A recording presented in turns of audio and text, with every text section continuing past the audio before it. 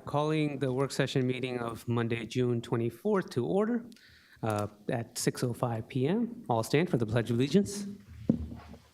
I pledge allegiance to the flag of the United States of America and to the republic for which it stands, one nation, under God, indivisible, with liberty and justice for all. Madam Clerk, roll call, please. Councilmember Brusher. Councilmember Coyle. Brusher was here.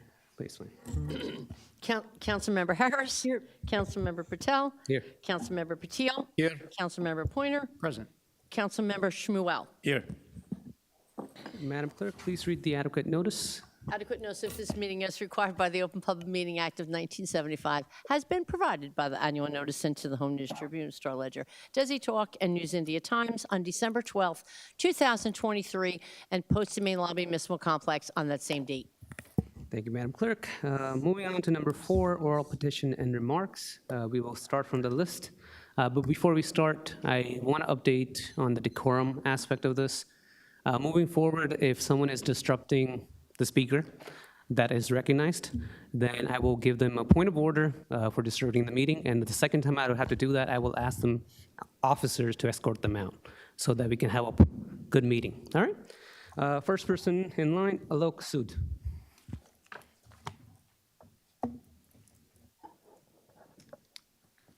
Hi, good evening, everyone. Today, I would like to talk about a couple of things. Sorry, you have to give your name and address. Okay, sure. Hi, I am Alok Sood, and I live at 2 Quincy Road, Edison. Okay, you're recognized. Yeah, I've been living in Edison for the last 12 years. And there's one thing which I found after after a couple of years or something, that the garbage collection fees, that was including in the taxes itself. And that's when I noticed that they are much higher than what my neighbors on the other streets are paying, because they have options. They have private garbage collection, and there are options, and they are paying much lower than what we are paying. So I came here before as well in the past. I asked the same thing, that give us an option as well. I mean, it's unfair that other people have an option. They can select from multiple providers, but we can't do that. And if we can do that, at least it should be reasonable. It should not be double or triple what other people are paying. So that's one thing I've brought it to everyone's attention before, and I'm coming here again. I mean, there are other people also complaining about the same thing. And what I noticed was, I'm not sure if it's related. I read somewhere there's a $1.4 million bond that township is asking for. And am I right to assume that part of that money is going towards the garbage collection?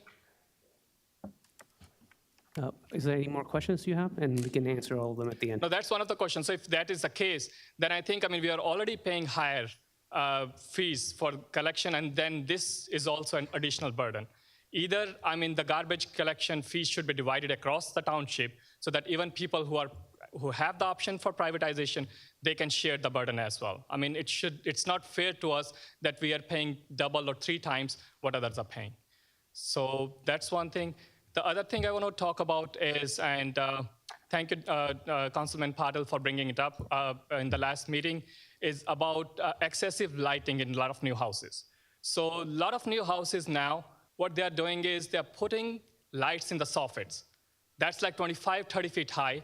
And those lights, they are like every 4 or 5 feet, they have a bright light. And that all around the house. So if you count, there are like somewhere between 20 and 50 lights on these houses. And when they turn all these on, it doesn't look like you are in a quiet neighborhood, right? It's so much light, it feels like you are in a commercial setting. And on top of it, people who are in the adjoining houses, there's no privacy.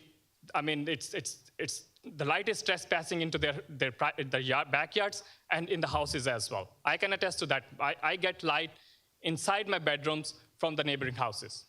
And some people are considerate. They turn off the lights, but some, a week, 2 weeks ago, all lights in one of those houses are on, which I live next to, and I was getting light all night long. My daughter couldn't even sleep because her bedroom is towards that house. So that's another thing I like to bring to the council, that if something can be done, because it's not just one scenario, everyone is doing it now. So at some point, it can get out of hand if it's not controlled at this point. Okay. Thank you. Okay, thank you, Alok. So we'll start with the first. I know this is an issue that's been brought up before for the trash, private versus public. Anyone want to take it, Sonia? As to why there is certain, I tried looking into myself as to why a certain portion of the town has private and certain part doesn't.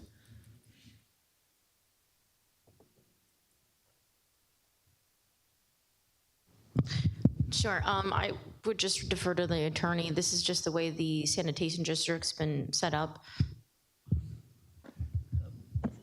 I don't have that answer off the top of my head. It's certainly something that I can investigate and find out more about. I don't know why Edison in particular is set up. Council President, if you can please address, because Yeah, I'm barely able to hear, at least they should be able to hear our answer. so the council said that he's going to look into it. He doesn't know top of his head, but he'll get back to us on Wednesday.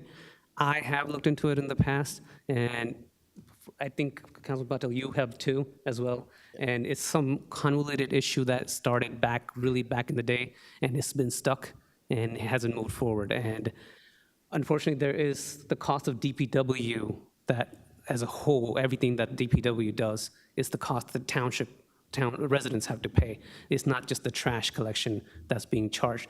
But we can look at the fairness of it, maybe, and see if that number is a little too much for the public side or the private side, but that is something we can look into. As for the lighting, I think we have dark sky compliance. Yep, I can update on that, Councilman because Patel? I'm in constant touch with Mr. Alok. Last year, even earlier, we looked into that. We don't have any specific ordinance in place, and I did forward that to Sanya, and we said we'll look into enhancing that ordinance. And I will also be able to give multiple addresses, because this is a new trend. Any new house that's coming on Stephenville Parkway or the Parker or any of those, especially giant houses, has anywhere from 25, and I can tell you some of those have more than 50.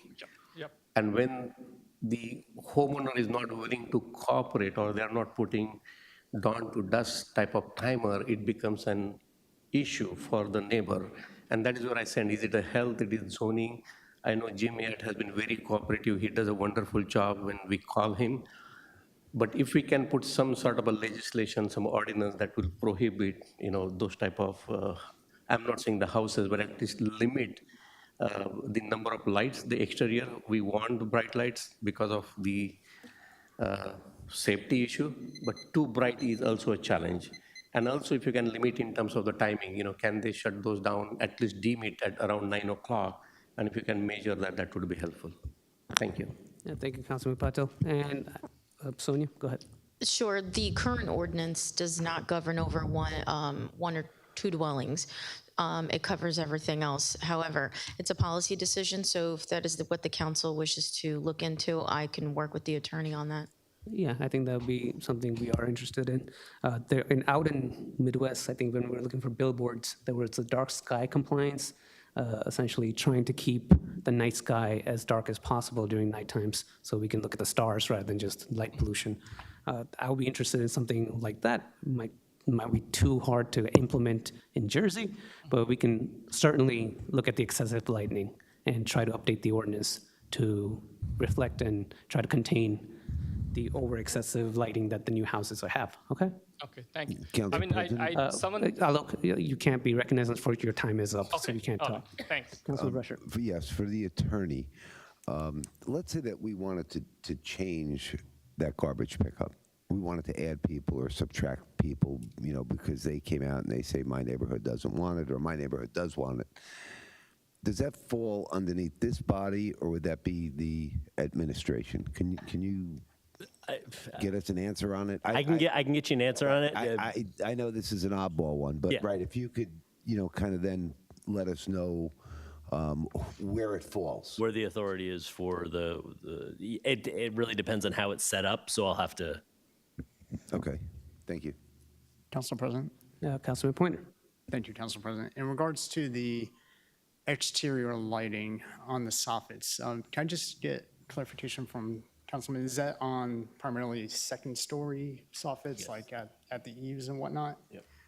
My initial thought is maybe having a guideline similar to how we have height restrictions on lamp posts, street posts, because at a certain point, right, like you won't be able to see it after a certain height.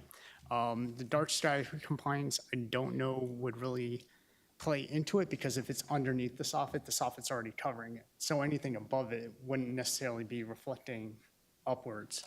To the history of the garbage, and this is just my understanding, as the township developed and as parcels were sold off and developed as part of those development agreements, they went with private garbage pickup as part of those agreements as the properties were subdivided and eventually developed.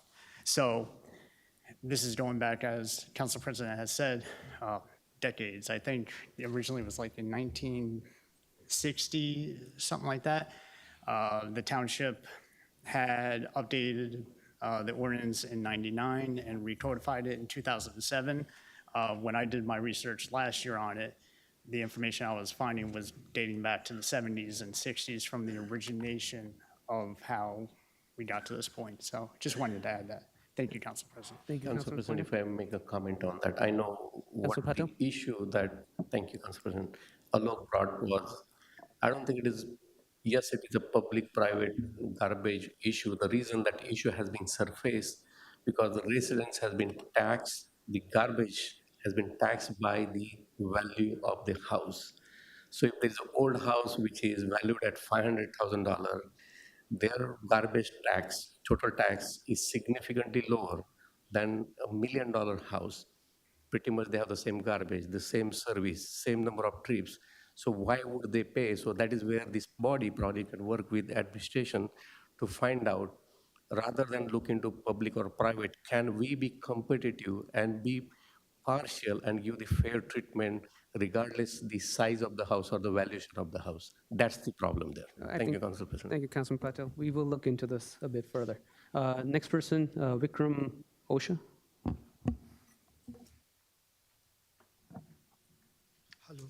Hi, I'm Vikram Moja, 200 Compton Avenue. You're recognized. Yes. Hi. So, I'm here for the same reason actually, and I did come with Alok a few years back also, and I think this is my third time I'm coming for the same reason. It's like unfair.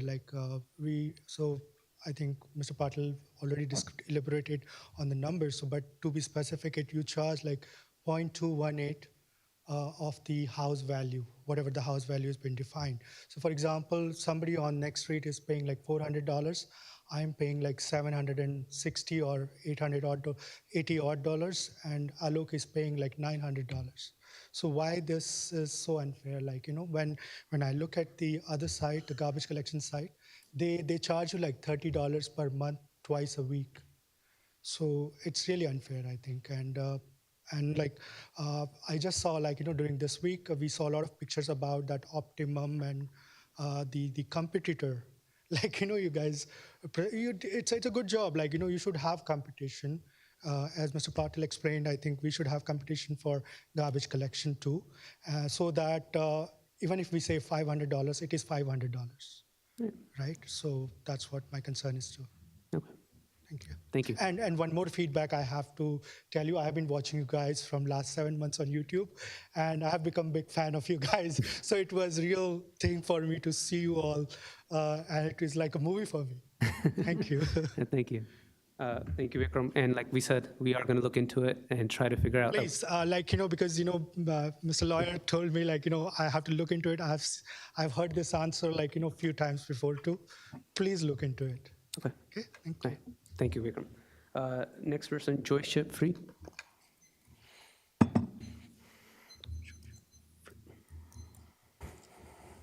Ship Freeman, 41 Main Street. You recognized? A statement you made earlier about the quorum, and I know you said it about the audience, but the quorum needs to be across here also when people cut people off from the dais when they're speaking here too. Somebody needs to knock the hammer. I know you can't make them go out the room, but somebody needs to tell them to stop interrupting people while they're speaking. I'm just saying it's fair on both sides of the coin, okay? And I want to talk a little bit about fiscally. responsibility, and financial accountability. Fiscal responsible means not spending money irresponsibly and impulsively. Financial accountability results from holding an individual accountable for effectively performing a financial activity. And this is what I wanted from this council, but I'm seeing like I'm not getting it. And with this administration, they're telling us like everything you guys done that has never been done before. Correct. Nobody ever has borrowed that much money in a bond in my lifetime in here, been here since Ulysses. Nobody has spent close to $200 million on bonds, on money that like paying a mortgage for a house.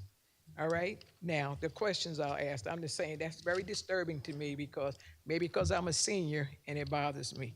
Now, they sent the seniors over to the senior building and they had to go to the pavilion. Thank God it wasn't 200 degrees a day like it normally is. And how are you gonna have a cooling center when the air conditioner is not working? All right, I digress. When will the remediation be complete for the mercury and stuff at Minnie Beville? Okay. People need to know who they have to contact about the high grass in the neighborhood because rodents hide in the high grass and it's very dangerous when you're coming outside. You see something coming from there because I heard that's no longer in zoning, so it moved to health or somewhere, but people need to know. These are the things you need to send them in the mail, maybe in your Illuminate or whatever, but please send them to them. When is the remediation going to start on Stelton School? Okay.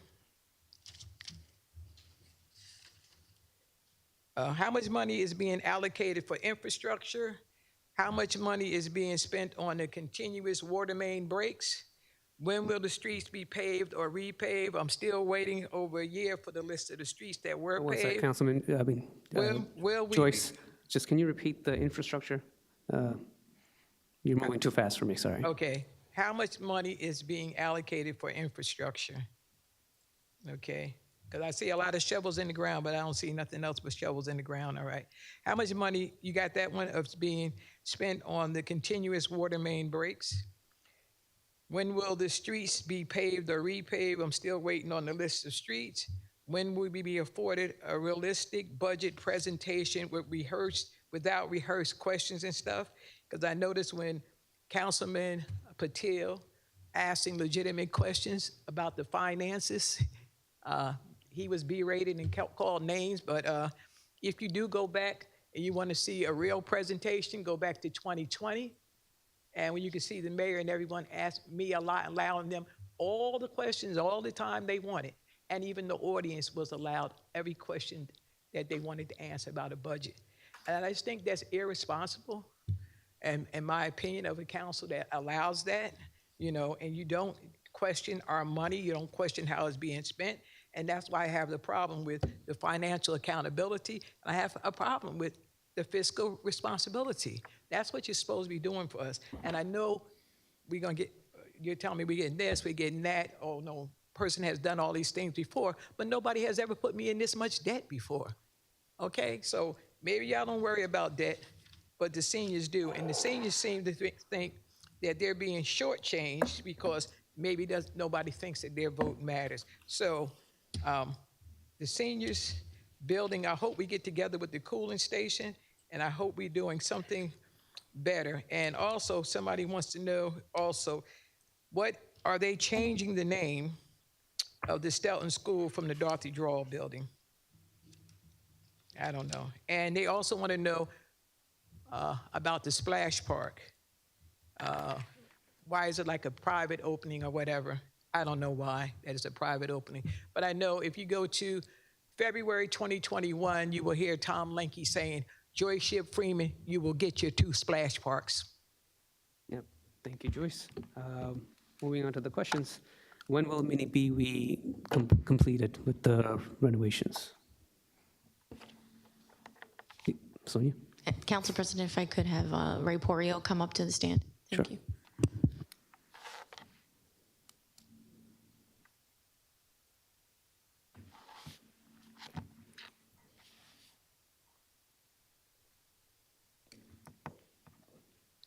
Good evening. Good evening. As you've noticed, a bunch of the Public Works employees came out tonight, and the gist of that is to say thank you. Each and every one of you have a very difficult task, whether it's police, whether it's Public Works, whether it's fire, and I personally wanted to thank this council. This council, the councils before, starting and with Sonia, with Maureen, with Tom Lanke, truly appreciated all of the time, energy, and effort that you guys have realized about us rebuilding our facilities and rebuilding our equipment. And I've asked, I asked my people to come out. I've asked a bunch of employees to come out to support Council that. President, Now point for of your order. specific, now Point for of your, order, spec- Well, now sure. for your specific Ray, question. just one Right, it second. was a specific question. He's Yes. giving a speech. I just was wondering if Okay. if you caught that or not. Yeah, I just wanted to thank you, Councilman Brescher. I No, appreciate it. I understand. It's the quorum thing I'm trying to keep. No problem. On that vein, I believe, let me see if I can answer all of former councilwomanship's questions. The gym at Mini Reveal is down to concrete now. That means all the hazardous material has been removed. I believe they're starting on the floor, the wooden floor, in the next couple days. That's a several-week process, and that should be done shortly. What else? What other questions did you have that I can answer? The Stelton School remediation, when will they start? It's ongoing. It's ongoing? Okay. Ongoing. I think, what else you can answer? Anticipated date for, The roofing has been just about completed. They're doing the tying up on some of the fascia boards. The windows should start in about 2 weeks.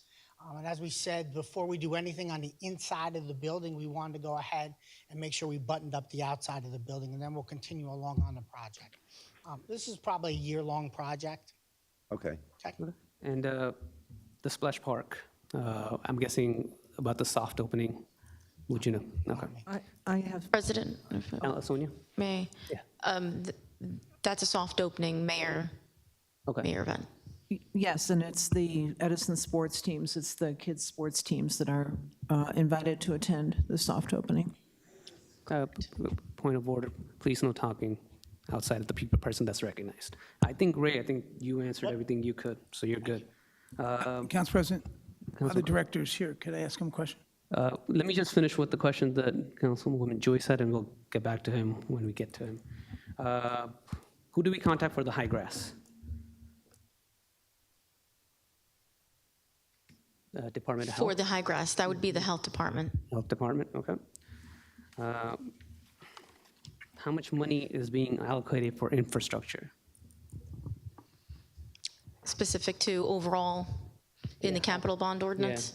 I would think of, I would just Total defer to budget. the capital bond ordinance. okay. So what's the total number?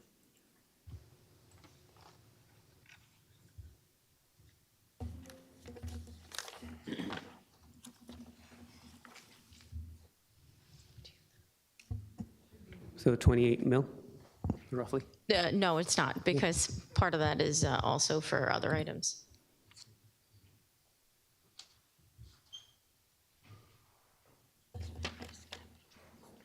Councilman Pointer, if you know?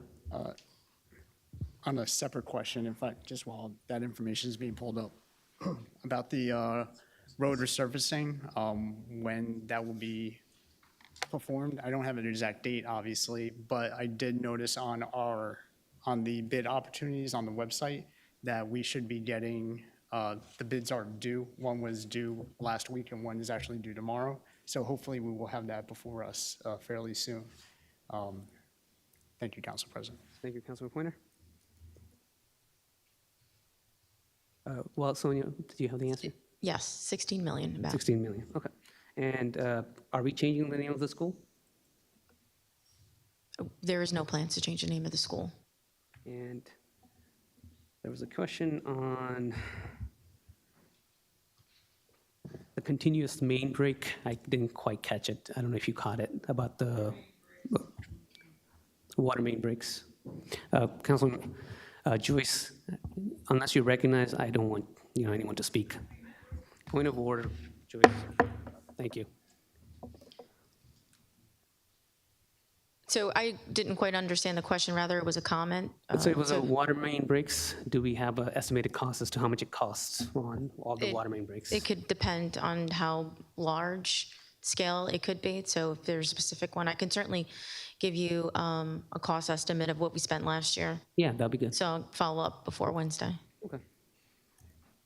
All right, now it's open to anybody that would like to speak. Anyone just raise your hand?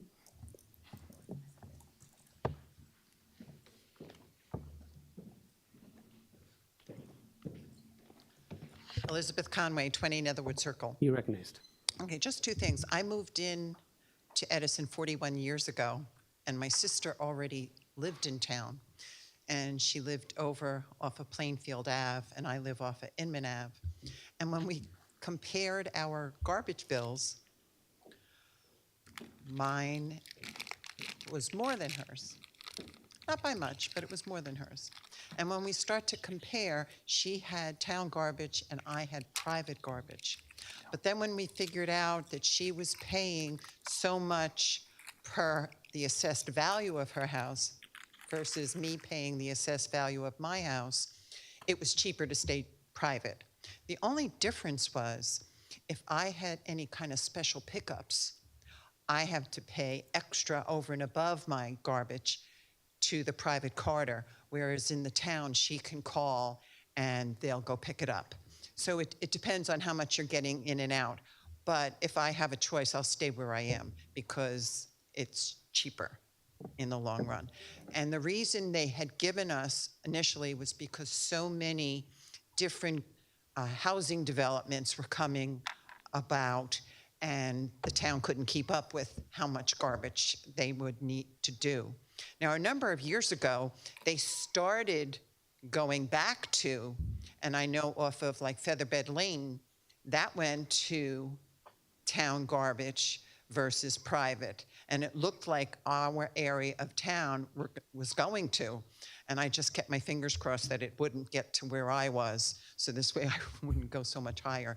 So that's kind of the history. So depending on the give and take, that was the difference between private garbage and public garbage.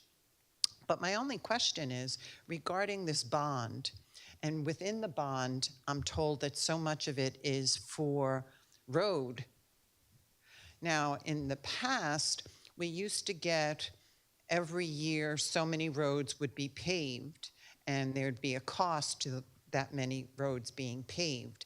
And that was in its yearly budget. I don't understand why this is becoming a capital improvement because it's only going to take in part of the town, or is this bond going to take care of everything else? Because to my understanding, a capital project is for something special, where roads are not special. This is something that you're going to do well past any of us living. Our land is going to need uptake. Our roads are going to need uptake. So I don't understand if somebody could explain why road work would be a capital project rather than in our yearly budget. And then the final thing is, I know I usually look at the agenda before I come, and I believe it was last month, I looked at the agenda and I didn't see anything, so I waited to go to Wednesday. But I heard on Monday there was something to do with a budget presentation. Now, a number of years ago, I think it was Mayor Lanke. Yeah, I think it was Lanke. He gave a presentation over at Middlesex College for the budget. And I remember it was in July or August. And I was dumbfounded that he was doing a budget for that year in August. And I'm like, it's almost over. Why are you doing it now? So I was kind of glad to hear that the budget's now been moved up. But we really didn't get a chance to come out and specifically hear the town budget because it's getting so pricey. It would be more beneficial, and I think people would feel better if they heard more about what's being spent in the town. And that's it. Thank you. Thank you, Elizabeth, for enlightening us with the history. As for the capital versus yearly budget, Sonia, can you answer that? So road improvement's always been part of a capital bond ordinance, and the reason why is because of the life cycle of road improvements. Yeah, so generally what capital budget is anytime we have a really large expenditure, we look at the product, whatever that we're building, and how long that life cycle is. So I think roads are 15 years, if I'm not mistaken. Ken, do you know how long we expect the roads to last? It's for resurfacing, generally up to 15 years, correct? Okay, so we are assuming 15-year life cycle on those, and thus we always have been capital expenditures. Moving on, anybody else that would like to speak? All right, seeing none, can I get a motion to close the public portion? Motion to close? All right, motion by Council Vice President, second by Councilman Coyle. All in favor? Aye. Okay, moving on to number 5, review of minutes. Any questions or comments? All right. Number 6, report from all council committees. Starting with my right, Councilman Brusher. Yes, I was talking with some of the people on the cable committee. We had discussions the other day that since Comcast is coming in, we're looking to get a point of contact from Comcast. I mean, it's great that they've come here. You know, it does bring some competition, I believe, and I think competition is always a good thing. You know, this is something that they just decided to do, but we'd like to have a point of contact so that when the residents call and they say, you know, they opened up my lawn and they did this and they did that, well, we could actually do a follow-up. As opposed to put it on the administration, because when we did Optimum was on the administration, the past administration and this administration, and they actually did a horrible job of any sort of follow-up with the cable companies. You know, they're too busy, I guess, doing roads or cleaning the parks, but residents were actually very upset with Optimum. Their service actually got a lot better, right? Once we had this committee and this committee started working, the committee solved 99.4% of all problems from Optimum, even from council members and your neighbors that you've come to us with. It's not our job to do it, but to help the administration, I'd like to see if we can do this with with Comcast. So if we can get like a contact from a troubleshooter there from the administration, I believe they have someone now. We'd like to get that for the committee. Okay. And that was kind of the extent of, you know, what we had there. I mean, we did talk about our township broadband, which we still don't have answers on because I've asked the administration. They gave us a feasibility study. And I told everybody, now this is just jokingly, okay, because some of my colleagues probably have looked at the feasibility study. But when you looked at the feasibility study, it was feasible for a certain price point. And I don't know if any council people looked at that price point as compared to what Optimum is. Forget about Comcast, right? Just what Optimum is. The feasibility study, they couldn't compete with the Optimum rates that we have out now. So that was one of my questions from the administration. We talked about the cable thing where we have $2 million to invest in this broadband, except it's not feasible. And I haven't gotten answers as to why we should move ahead or move forward with it. The answer I got was the equipment, this is for the equipment. But if it's not feasible, then why are we doing it in the first place? Why are we spending the money? And granted, it was given to us by the state. But each and every person here, you pay township taxes, right? You pay state taxes, you pay federal taxes. So when you hear the government people telling you, you know, we got it from this other entity, what I hear in my ear is, you took it from my pocket, so your uncle took it from my pocket. So I'd still like to get those answers from the administration as to why we're moving forward when we haven't received that feasibility study redone yet or relooked at. In fact, I'd ask the rest of the council, Sonia, could you send the feasibility study to the rest of the council so they can look at it? And then I'll bring this up as a discussion item as a separate thing for us next meeting. It is posted on the website, but I certainly can recirculate it. Yes, if you could. Thank you. That would be it. Thank you, Councilman Brusher. Councilman Coyle. Thank you, Council President. I had an informal meeting with our director for DPW, and I had a chance to drive around. First, thank you guys for being here, and thank you for all your hard work, not just team leadership, supervisors, but employees and staff. We touted all the great work being done, but I physically had to come and see it. And we had a chance to drive around. I shared with one of my colleagues about the great work that's happening that they may have not seen over the last 60 days or so. But we had a chance to drive in and around Papiani Park. There are new walking paths going around, tree-lined walking paths. They are absolutely beautiful, and it wasn't done through private. It was done by these guys in this room, and some of them who are not in this room who probably could not make it tonight for other reasons and families. But kudos to you. Just in Papiani Park, the amount of work that's been done there is quite amazing. Our colleagues I know have been there already, and I'm proud to say, Edison is certainly in a better place today with all of you here.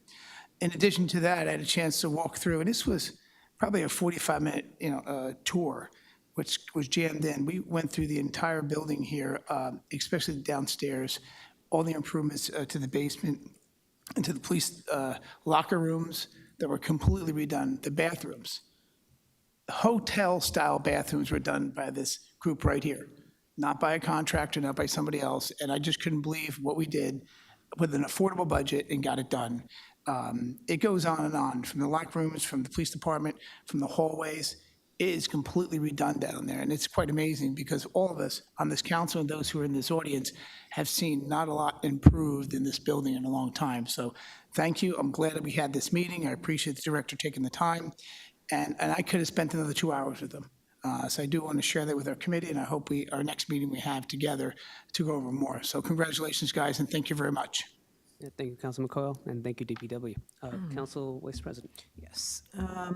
The Cultural Arts Commission met June 11th, and so I joined the Ray Porio and DPW fan club, first of all, because we didn't cover this then, because I didn't know about it then, but the Ferrante House, the work on the Ferrante House has started, and it's really going in earnest, and we are so, so excited about this. So thank you guys again.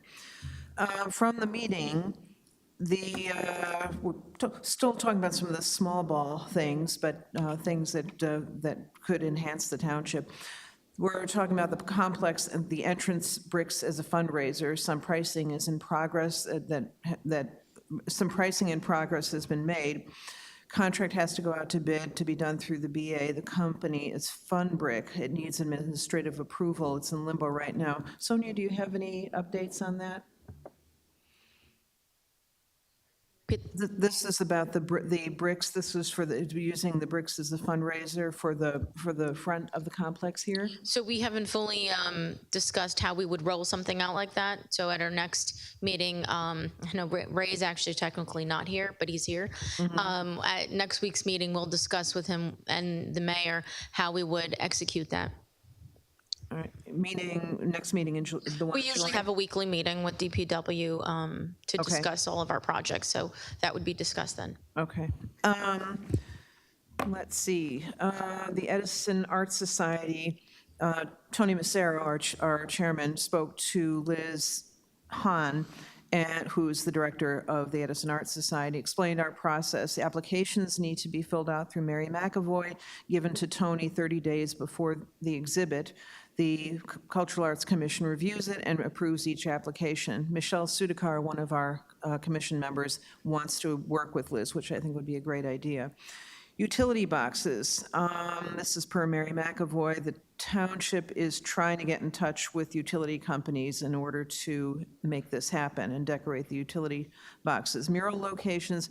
List was given to the mayor for the second time. Tony had emailed it. Mayor said he would reach out to separate locations. Any idea on the whole concept of the mural locations? This has been asked twice now. Sure.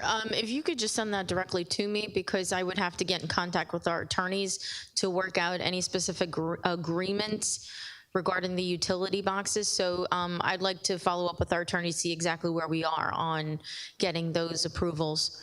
So it's more than just the communication between the mayor. These are actual agreements that would have to. So this is true for murals and utility boxes? Correct. We'd have to get any sort of specific agreements between the utility companies to be allowed to do that. Okay. I know there are several towns have done that, but it does require agreements. Okay. So on September 25th is the Edison Jazz Festival as part of the Middlesex County Jazz Festival. Judy Tyndall, who's the point person for the Jazz Festival, had spoken to Patricia Timon, the superintendent's administrative assistant, and they're looking to find a space indoors at one of the high schools, perhaps, if it's a rain date. Also, we spoke once again, with Ray Porio, and we're going to get some platforms for the jazz dance troupe that's going to be performing. One question we had is that we had the opportunity to move our Jazz Festival to Friday the 27th because Perth Amboy dropped out. And it opened up Friday, which would have been a great day for us to do that. But we were told that that wasn't possible because the Fall Family Festival is being held the next day. We wondered, is there any possibility that we can talk about changing the date, since the Middlesex Jazz Festival is always going to be that last Wednesday through, I think, Saturday or Wednesday through Sunday every year. Is it possible to look to moving the Fall Family Festival either a weekend before or a weekend after, just so that they wouldn't, because we could have Friday going forward. So is that something we can look at? We can certainly look into it. Okay. We approved bylaws. We pretty much followed the ordinances from the town, and other parts are borrowed from Robert's rules. Michelle Sudakar shared a link for the Edison Poet Laureate Society, and we wondered if we might be able to help her and the society out, maybe having readings at coffee houses or the gazebo over at Papiani, local businesses, maybe at Ferrante House. And let's see. Another important question here, and this is something I raised with the chief of staff, but I never got an answer to it. We need to raise $2,000 for expenses for the Jazz Festival in September. Ujwal had gotten $250 in a donation, but we still have $2,350 in expenses already. Middlesex County granted us $3,300 for sound.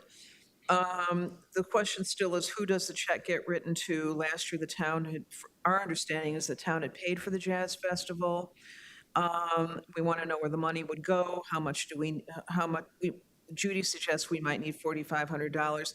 Who does the check go to? How much who does it get made out to? And we need a line item in the budget. And this is something I discussed with the chief of staff, and I did not get an answer. So if I may. Yes. The actual budget, that's done to the New Brunswick project. I forget the acronym, but we don't necessarily have any sort of tangible funding for it. It's something that they provide. It's a grant through them. Which we received. Right. And we received a little bit more when Perth Amboy dropped out. Okay. So all of the expenses actually go through them, and it's my understanding they pay the artists themselves. Mm-hmm. So what additional, are they looking for additional funding? Yes. Okay, so if they're looking for additional funding, I could just make the suggestion that, given that it is usually a council representative come out of the council budget, if it comes out of my budget, it's neither here nor there. To be honest with you, it's a small nominal amount. However, it's a community event, so looking at all community events, it could come out of recreation. So if you just actually shoot me an email with the request for the funding. That's usually how it's done. Okay. And we can certainly then allocate the proper funding for that. Okay, great. And finally, Diana Jaffe she's a member of the domestic violence team, and she'd like to make it known that this domestic violence team exists, and wonders if maybe we should do an exhibit, support in the gallery, signs, silhouettes of women and men who have died as a display. So this is another project we might want to take on. Lastly, and I wasn't here for this part because I had to go to the library board meeting, but Kathleen Carlucci brought up the Rise Up Chorus, the local choir. The director does fundraising, might possibly have them for the Ferrante House by the Tower or by the Towers. And we'd like to promote, we'd also like to promote scouting. We haven't had any luck yet, but would like to promote them in the gallery. We have no meetings scheduled for July as of now. Right now, the next meeting is August 13th. Moving to Library Board, that was also on June 11th. Ms. Massey stated she attended the NJLA conference, and it was quite good. Some topics that were discussed were artificial intelligence and book sanctuaries. Ms. Massey mentioned that Jenny Poo, director of the Hoboken Free Public Library, well, this already happened, discussed the book sanctuaries on June 18th at the New Jersey Library Trustee Association. Ms. Massey said the library has collection development and policies in place to book sanctuary and support intellectual freedom. So basically, this is this is to make sure books that have been banned elsewhere are still available. Ms. Massey announced the next meeting of the Friends of the Edison Public Library will be held July 10th. Alan Kleiman, the director, stated the 2023 audit had started, was expected to be completed at the end of July. He provided an update on the Sprinter van, that's the smaller van. It's currently being repaired and should be back this week. He stated that the North Edison project will go before the planning board in July and should be going to bid in August. He thanked the staff for their work preparing the main branch for renovation. The first floor has been gutted. He also mentioned that he was looking for the strategic plan and wants to reimagine the Claire Barton branch to make it unique. There continues to be good support from the community. He said the regular bookmobile is going gangbusters. Its principal way of doing outreach. He is looking forward to the summer schedule. And speaking of summer schedule, the library will be adding 3 extra hours at the main branch and 2 extra hours at North Edison and Clara Barton branches. It was acknowledged the shared services agreement is still needed. The summer reading program began June 22nd. This year's theme is Adventure Begins at Your Library. It was also mentioned that the library is offering online cooking classes through the library chef. The next meeting of the library board will be on July 9th. That is all. Thank you. Thank you, Council Vice President. Councilman Patel. None at this. Councilman Pointer. None at this time. Councilman Shmuel. Not this time. I'd just like to echo my council colleagues and thank the DPW. Driving around town this past 4 weeks, I've seen a tremendous amount of roads paved and trees being planted and all in 90-degree weather. So thank you very much for your services. Thank you, Councilman Shmuel, and none for me as well. Moving on to point number 7, point of light. Any council member have point of light? Councilman Pointer. Thank you, Council President. The month of June is Men's Health Awareness Month. Many people, men particularly, do not take proper care of ourselves. I do not have the number in front of us or in front of myself, but I believe it was about 60% of men actually don't go for regular checkups. As someone who's about to be entering the age of 40, particularly with like PSA, prostate cancer, and such like that, I just want to make it known that it's important to make sure to go see your doctor. Thank you, Council President. Thank you, Councilman Pointer.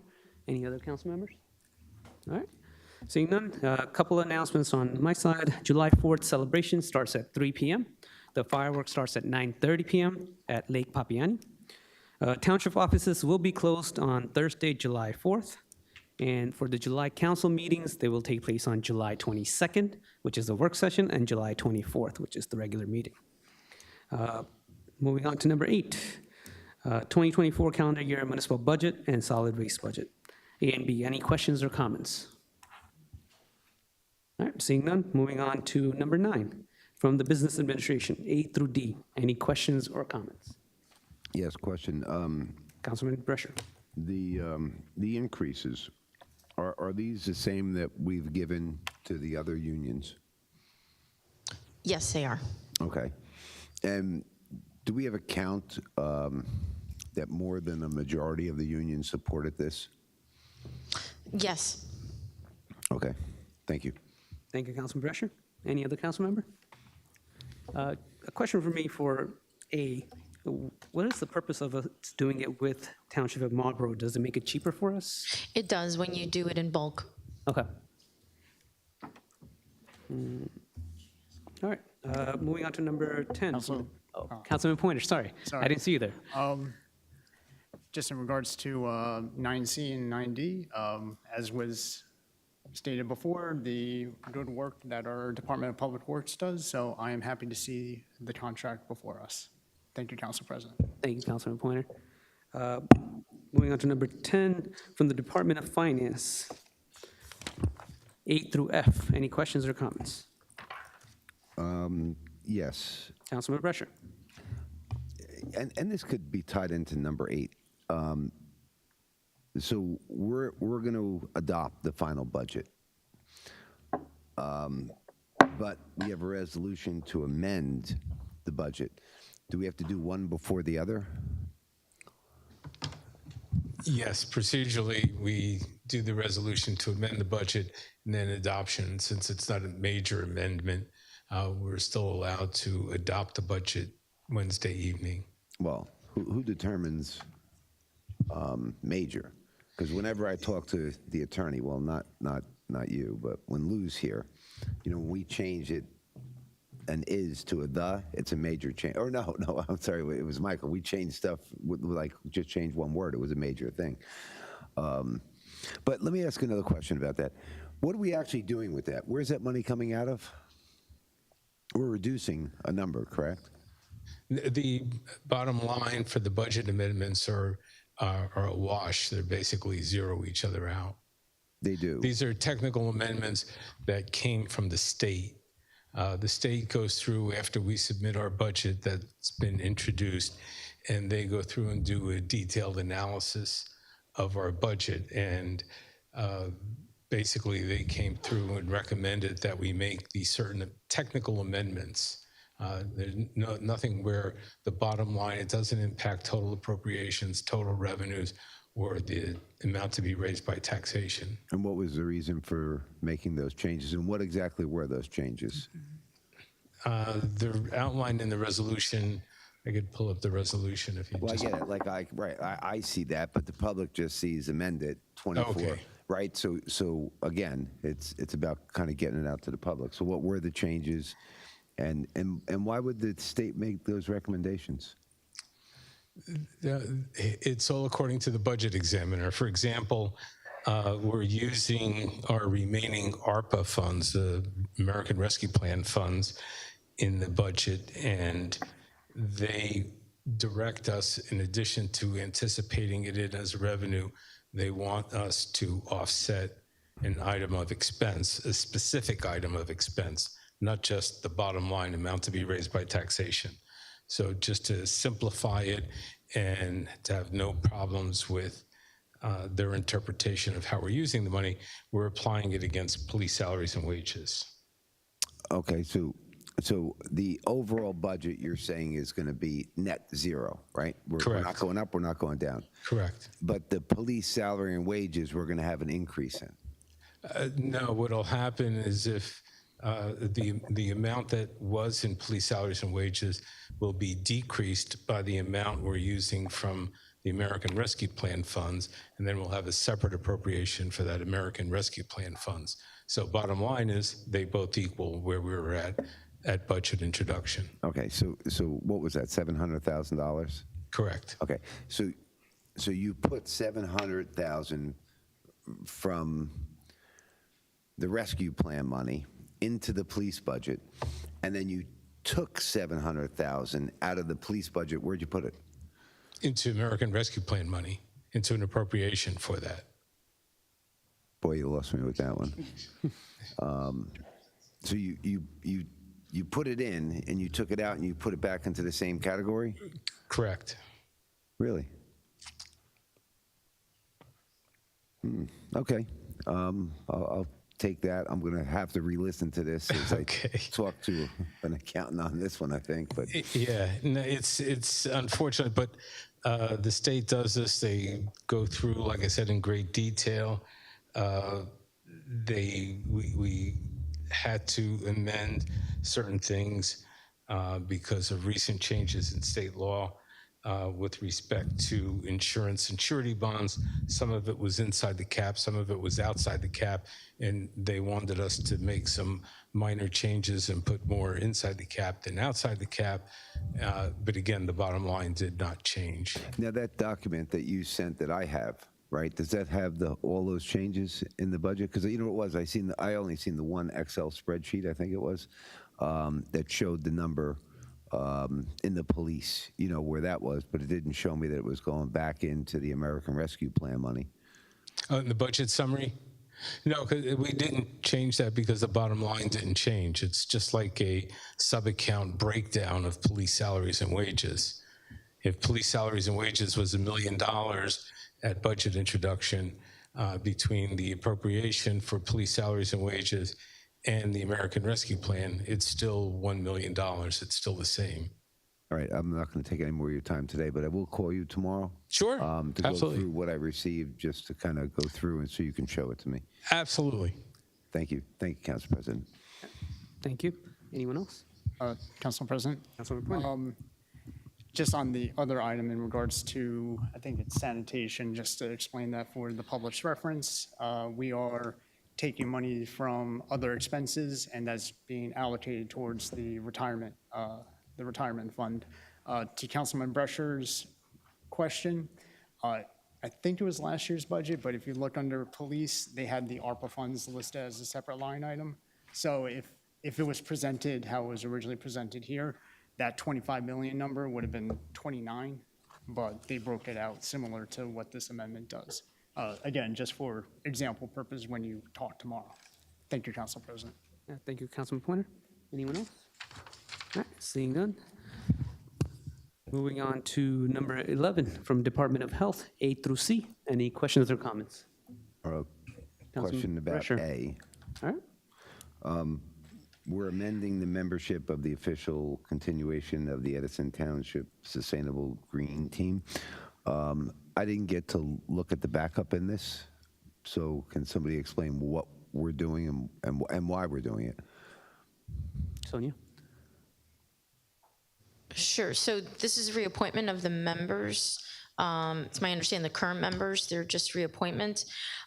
We do need to do that before we applied for a sustainable jersey, and there are a couple of things that we need to get done, and this is one of them, to reappoint those members or members to the green team. Okay, so this is just a technicality. We have the same people. Yeah, We're nothing good. changed as far as I understand. Okay, perfect. Thank you. Thank you, Councilman Brescher. Thank you, Sonia. Councilman Pointer.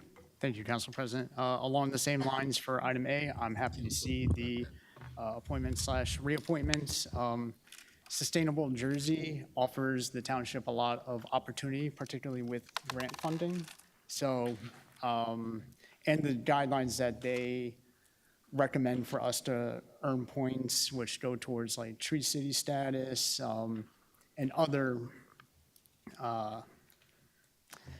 like comparison purposes. It's, at the end of the day, this is a great thing. Thank you, Council President.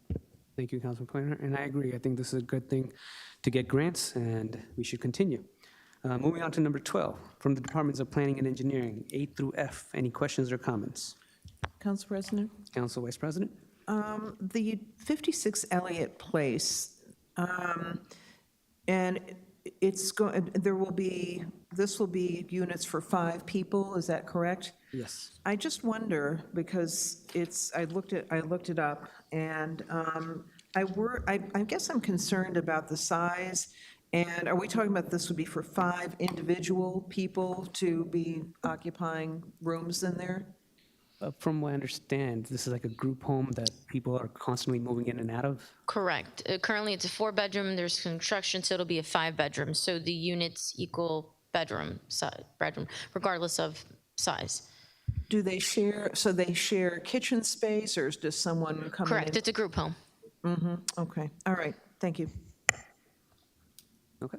Anyone else? Council President? Councilman Brescher?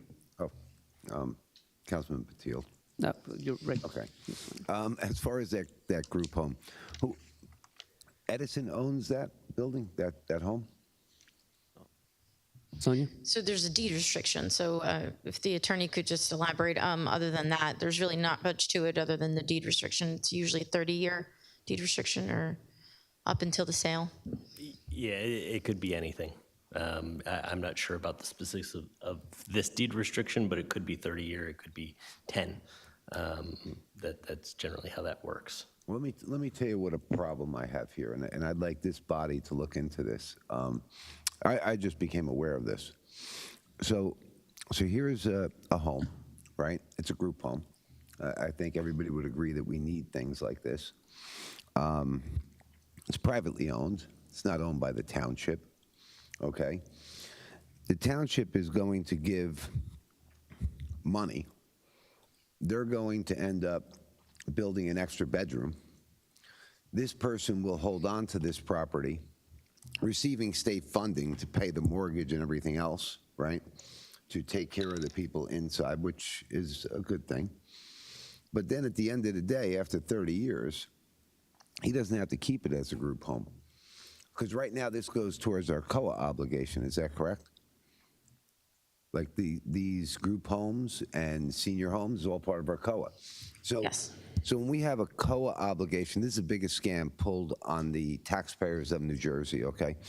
They have this COA thing where we're required to build low income so that we have everybody. We have rich people, poor people, all within our community. And again, I don't think people disagree with a lot of that. But here's where the scam comes in. Somebody comes down, they buy a property, they get their COA requirements, and instead of being allowed to build 100 apartments because of the COA, they're allowed to build 120. But the 20, they got to do at the lesser rate for affordability. And that all sounded wonderful. But the part that the public doesn't know is that a lot of this stuff, after 30 years, I've come to find out, or there's a time frame, they no longer are low income. So at that point, they no longer rent it out to low income. They charge market rate. And then what happens is you have a different council body at this time, 30 years later, maybe one of our grandchildren sitting up here, and they get told that they have to conform to the COA obligation, the COA obligation that their grandfathers took care of. So as a body, I think this is a major issue we should look into because we have worked towards our COA obligation. I know my councilman at the other side, as we've looked at a lot of this, but I was unaware up until recently that there is a time frame where it reverts back. And what I believe is any public funds that we do should come with a deed restriction to eternity. And where I go with that is I get that they own the place and they should be able to sell it. But if they sell it, they should actually have to pay us back that money at that time. So 30 years from now, $100,000 isn't going to be worth what it is today, but it would still be nice to get something back from these people.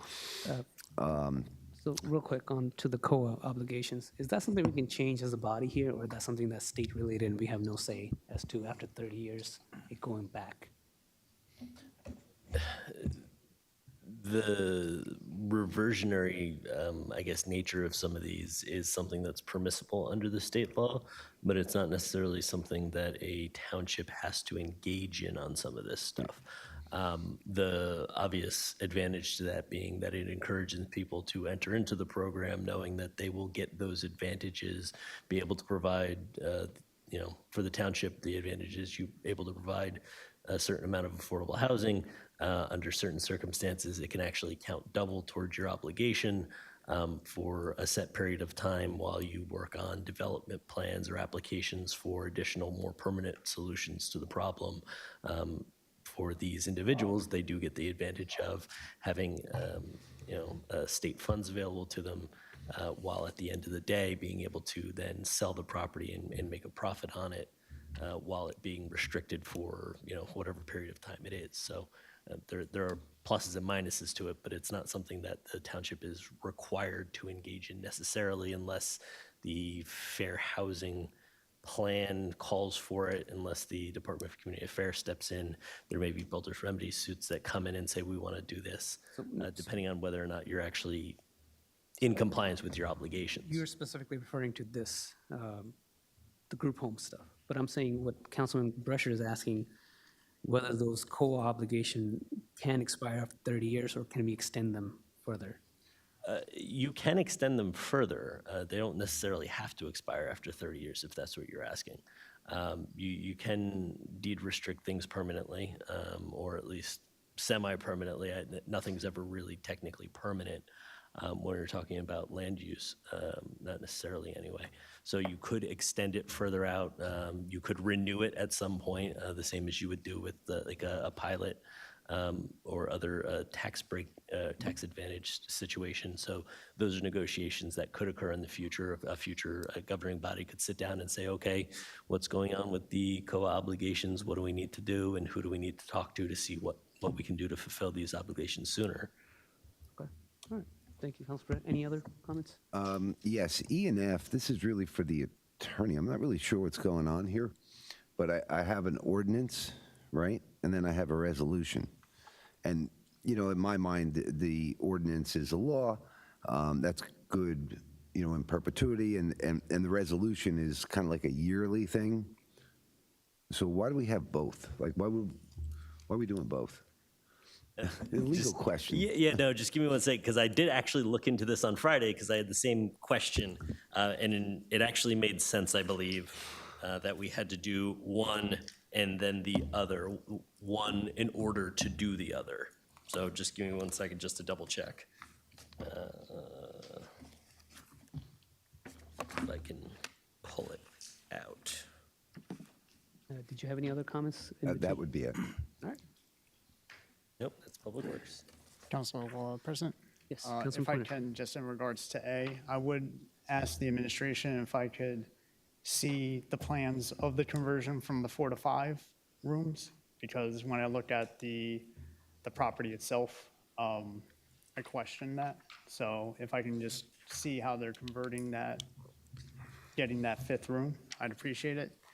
I pulled up from the DCA about the deed restrictions, and it says subchapter for a period of at least 30 years, provided, however, units located in high poverty census tracts can go to a period of 10 years. That's from the state DCA deed item. If I had to take a guess on the resolution and the ordinance, resolution recommends it to the planning board is hearing it, would then figuring to hear it before the ordinance adoption, which would be at the next meeting, July 17th. Our next meeting here, I believe, is like July 24th, at which case we would have the planning board's review of it and be able to act on the ordinance. That's at least my thought process with it. Thank you, Council President. Thank you, Councilman Pointer. Council Yes, President, that's exactly right. It's the So this resolution to refer it, the ordinance to actually do the adoption. So in the past, what we did was we would do the resolution first. Then they would come back to this, for all the other ones we've done, for all my time here and all the time I've watched. And then we would do the ordinance afterward. So this is like fast track, unlike changing Clara Barton from 4 stories to 3 stories where we're dragging that out. This is what I call the fast track project, right? Because I just never seen the two together. We've done one, and then we've done the following one. I think this I might just wanna- just be the issue of we only have one meeting in July, and the planning board is in July prior to, but you can call it whatever you like. Council President? Sonia? I did confirm that and had the same question as our attorney, and Mr. Northgrave had worked on this, and he said you can technically do it this way, and again, with 1 meeting per month. It was recommended that it was done this way. All right, thank you, Sonia. Any other question, Councilman Coyle? I just want to comment. First, I fully support A in this for affordable housing. I don't see any scam here, and I'm listening to my council colleague here. He does raise a point of the indefinite 30 years versus that, but there are multiple things that happen among affordable housing. First, we give a chance for people to get into a home and or get into a rental for a time period. And the purpose of that is to step into their career and to move up and be able to afford. So, and if a particular homeowner benefits after 30 years, after working, a job as a driver or working a job, in labor, and they finally win the value of their home 30 years from now, God bless them, because we've given them a chance with our funding, which is enforced by the state to do it. The problem I see that, my council colleague, it could be disappointed in, is we should raise the percentage, because it's only 20%. So they get 10 moderate, 10 low. But I don't know a property today that's a full rental today that we can point to, what my colleague mentioned, but I will sort that out with him off topic. But this has been a great opportunity for people who can afford to get into this, and it's out there. If you have a mortgage person that can help you follow through with this, it's a long process, but we have awarded a few people over the last couple of years an opportunity to buy a home, and that's a great thing. When it comes to developers who build 100 units and only have to devote 20, I wish they can devote 30. I mean, that would change, that'd be a game changer. So I don't see a problem, and that's just what other towns are doing, not just ours. The other 534 municipalities are doing the same. Thank you, Council President. Thank you, Councilman Coyle. Any other? Councilman Patel. Yep. On A, Sonia, can you please confirm that this falls under the core obligation? If you can confirm that this falls under the core obligation, that's number one. Number two is my council colleague said that, looking at his background in this area, is this property is owned by an individual from Edison? Because what I know for the fact that not just this one, but there are many of this type of resolution, the outside entity is coming with unknown name, probably they are in Florida or somewhere else in some island. They are purchasing, taking the advantage of these grants, building it. So my question on to you is, can you please find who the owner is? And the reason I'm saying is probably we need to look at if the same owner is buying multiple properties within the township. That's number two. Number three is, do we know the FAR, this really fits into the 5th bedroom FAR? It's complying with the township ordinance, or are we just bending backward to make this property affordable? Because we have some, bigger houses which are expensive, but that is where we should be, giving more grants to that. So 3 questions. Number 1, does it really falls under COA? Number 2 is this owned by the Edison resident? Number 3 is does this follow the our zoning ordinance in terms of FAR, etc.? Thank you, Council President. And I have the question on E and F. I get it. Things can be done to fast track, but not the normal case for the normal resident, not the taxpayers. This is something specifically done for a very obvious reason. I understand we have the limited meetings in a month of June, July, August, but this is something has to happen tomorrow. It can wait for a month. Again, if you are setting this precedent, we have done this in the past, but let's set the process for every single application that comes to this dais, so we are fair. Again, my point is we are fair, not pushing 3. If we know the redeveloper, let's push it and get things done. That's my personal request. Not that I'm against of this. It's just the fairness to the other applicant. Thank you, Council President. Thank you, Councilman Patel. Any other council member? Council President? Councilman Pointer? Oh, sorry. No, that's it. I just wanted to just add a note, and I don't think there was any ill intent in what came out, but when we speak about affordable housing, it's not all just low-income housing. It's low-income, it's moderate, it's seniors, it's veterans. There's often a stigma associated with affordable housing, and that's why I just wanted to make that statement. Thank you, Council President. Thank you, Councilman Pointer. Council Vice President? Yes, so I just looked up 56 Elliott Place, and it was sold on February 22nd of this year to Youth Consultation Services Incorporated on East Salem Street in Hackensack. Thank you, Council Vice President. Any other questions or comments? And Council President, just want to make it clear that, I'm not against because we have approved this. It's just that if it is an Edison business or Edison resident doing this, I'm perfectly fine. But we shouldn't be letting outside entities coming in because they don't have any interest in maintaining or making sure that the resident is safe. And I will give the example, Councilman Coyle, I'll be happy to walk you to the neighborhoods and then you will realize what the problem is. I'm again not against this type of properties, but you will realize where where we'll end up when the owner is not from Edison. Thank you, sir. Thank you, Councilman Council President, we don't get a chance to choose where a development home goes. That's not our choice. If he's still talking about A. He is, but I mean, You can't decide on where we allow a development place or an affordable house place to be. It's the applicant who comes with the home. So you can't dictate where they are. You can't quantify and say, we're going to have young kids and development issues over here in the north end, but not in the south end. You can't say affordable house. That's not how it goes. Not necessarily, because we are talking about now the spot zoning. I'm not questioning that. I'm questioning. That's blockbusting. That stopped in one sec, 1977. Councilman Coyle, you recognize? And just- Can you I finish just your wanna statement? finish. And then I'll recognize Councilman Patel. Offline, Councilman Patel, I see part of where you're at, but there's no jurisdiction that allows us to pick where people go to choose for affordable housing and/or development housing, or any affordable housing. Thank you, Councilman Coyle, and thank you, Councilman Patel. Let's take this offline, and I mean, if we have Edison people applying, great, but since we don't have that, and this is what's in front of us, this is what we get to vote on. Moving on to number 13, A through H. Any questions or comments? Council President, Council Vice President. on D, E, and F, on D and E, where will these materials be going? So we are talking about this peat, and we are talking about grounds materials. Where are these planned? Sonia? Sure, I have DPW here, and they can expand on it. For the grounds material, that's going to go in various parks, playgrounds, and on the, you mentioned Partac Peak Corporation, the additional grounds. There was pavers as well in here. That's mainly going on Oak Tree, where the tennis courts are being built. Those are for walls.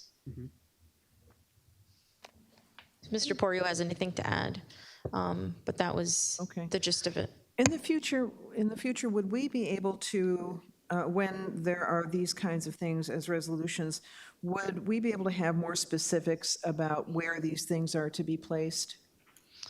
You certainly can. Sometimes, again, with these projects, they are in a variety of places. Okay. And did you have any other questions? Well, I have on F, but that's not, that's for truck, that's on truck parts. Okay. Well, the other one was for F. The change order, this is a big one. This is, what, by my calculation, a 46% increase for this change order. And I'm getting a little weary of the change orders, and I'm wondering what happened here. To your question for your first two, we sent through, just like many of the other different departments, sent through more of a generalized resolution. Example, Lowe's, right, with a dollar amount associated with that. It can be for any of the public buildings. Partech P, one of the things they do is soil, they do wall block. So those are more generalized, whether it's going to be in parks around our buildings or whatever it may be. So I can always have a conversation with you offline and tell you where our head is at generally, but this isn't meaning we're going to spend those dollars. This means that we've taken a look at what some potential projects may be, and we've come up with that dollar amount, and it all depends upon weather and time and things of that nature. So I certainly can go ahead and try to give you a little bit more information, and again, I'm always, pretty much every one of you have contacted me before if you have any questions on any resolution that we do. As far No, go ahead. as far as the trucks, this is, and Mark, you want to come up for a second? I'm gonna ask Mark to come up. Okay. It's a little bit more complicated. This isn't for a singular thing. If I remember correctly, this is to hold us over to the next bid. That's correct. The current contract is up for rebid for, actually, it's just going into effect for the heavy-duty truck parts, and this one specifically is for Campbell Freightliner. Campbell supplies us with a lot of different parts for a lot of different vehicles across all divisions of the town. That includes fire department, fire apparatus, dump trucks, garbage trucks. Everything kind of coalesces, and we've purchased a lot of similar equipment, so this is one of our bigger vendors that we've taken on more and more in-house work rather than sending out to vendors. So naturally, our cost a little bit on our side goes up rather than paying vendors to do the work for us. We're doing it in-house. And if I could just add to that, one of the things that we are doing is you have a lot of older vehicles that we've started to go ahead through that replacement program in the past couple of years.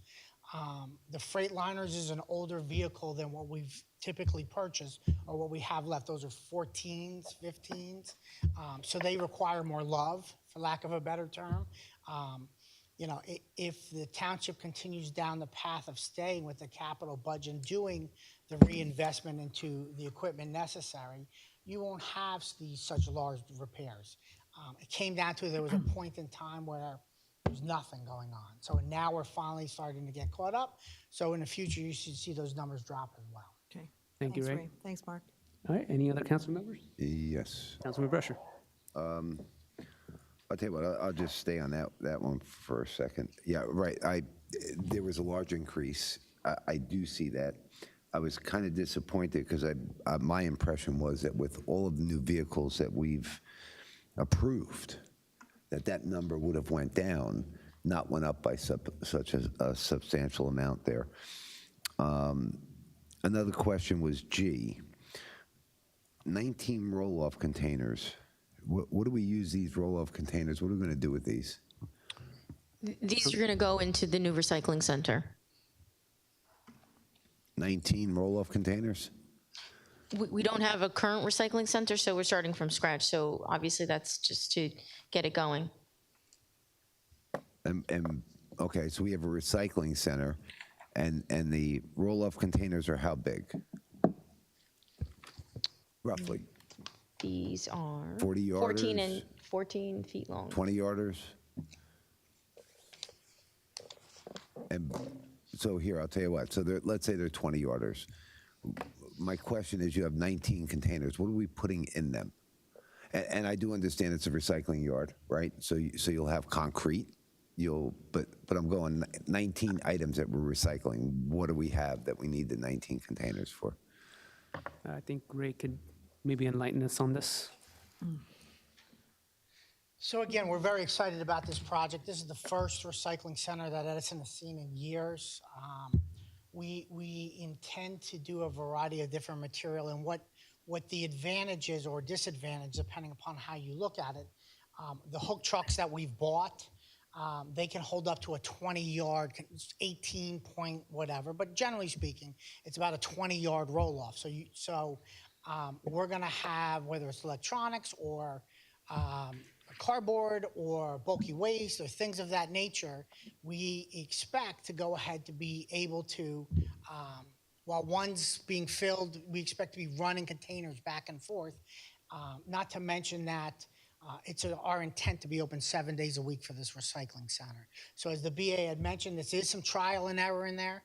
The containers certainly won't go to waste because we have gotten hook trucks for each of the different divisions that they can use those containers. So it's, like I said, it's not like they're just going to go ahead and sit idle. We use, matter of fact, 6 of them when we were doing the walking trail around town. So, Okay, so could we get a list of the items that you're going to, let me tell you my concern. No problem. I know where you say you're going to want to replace one.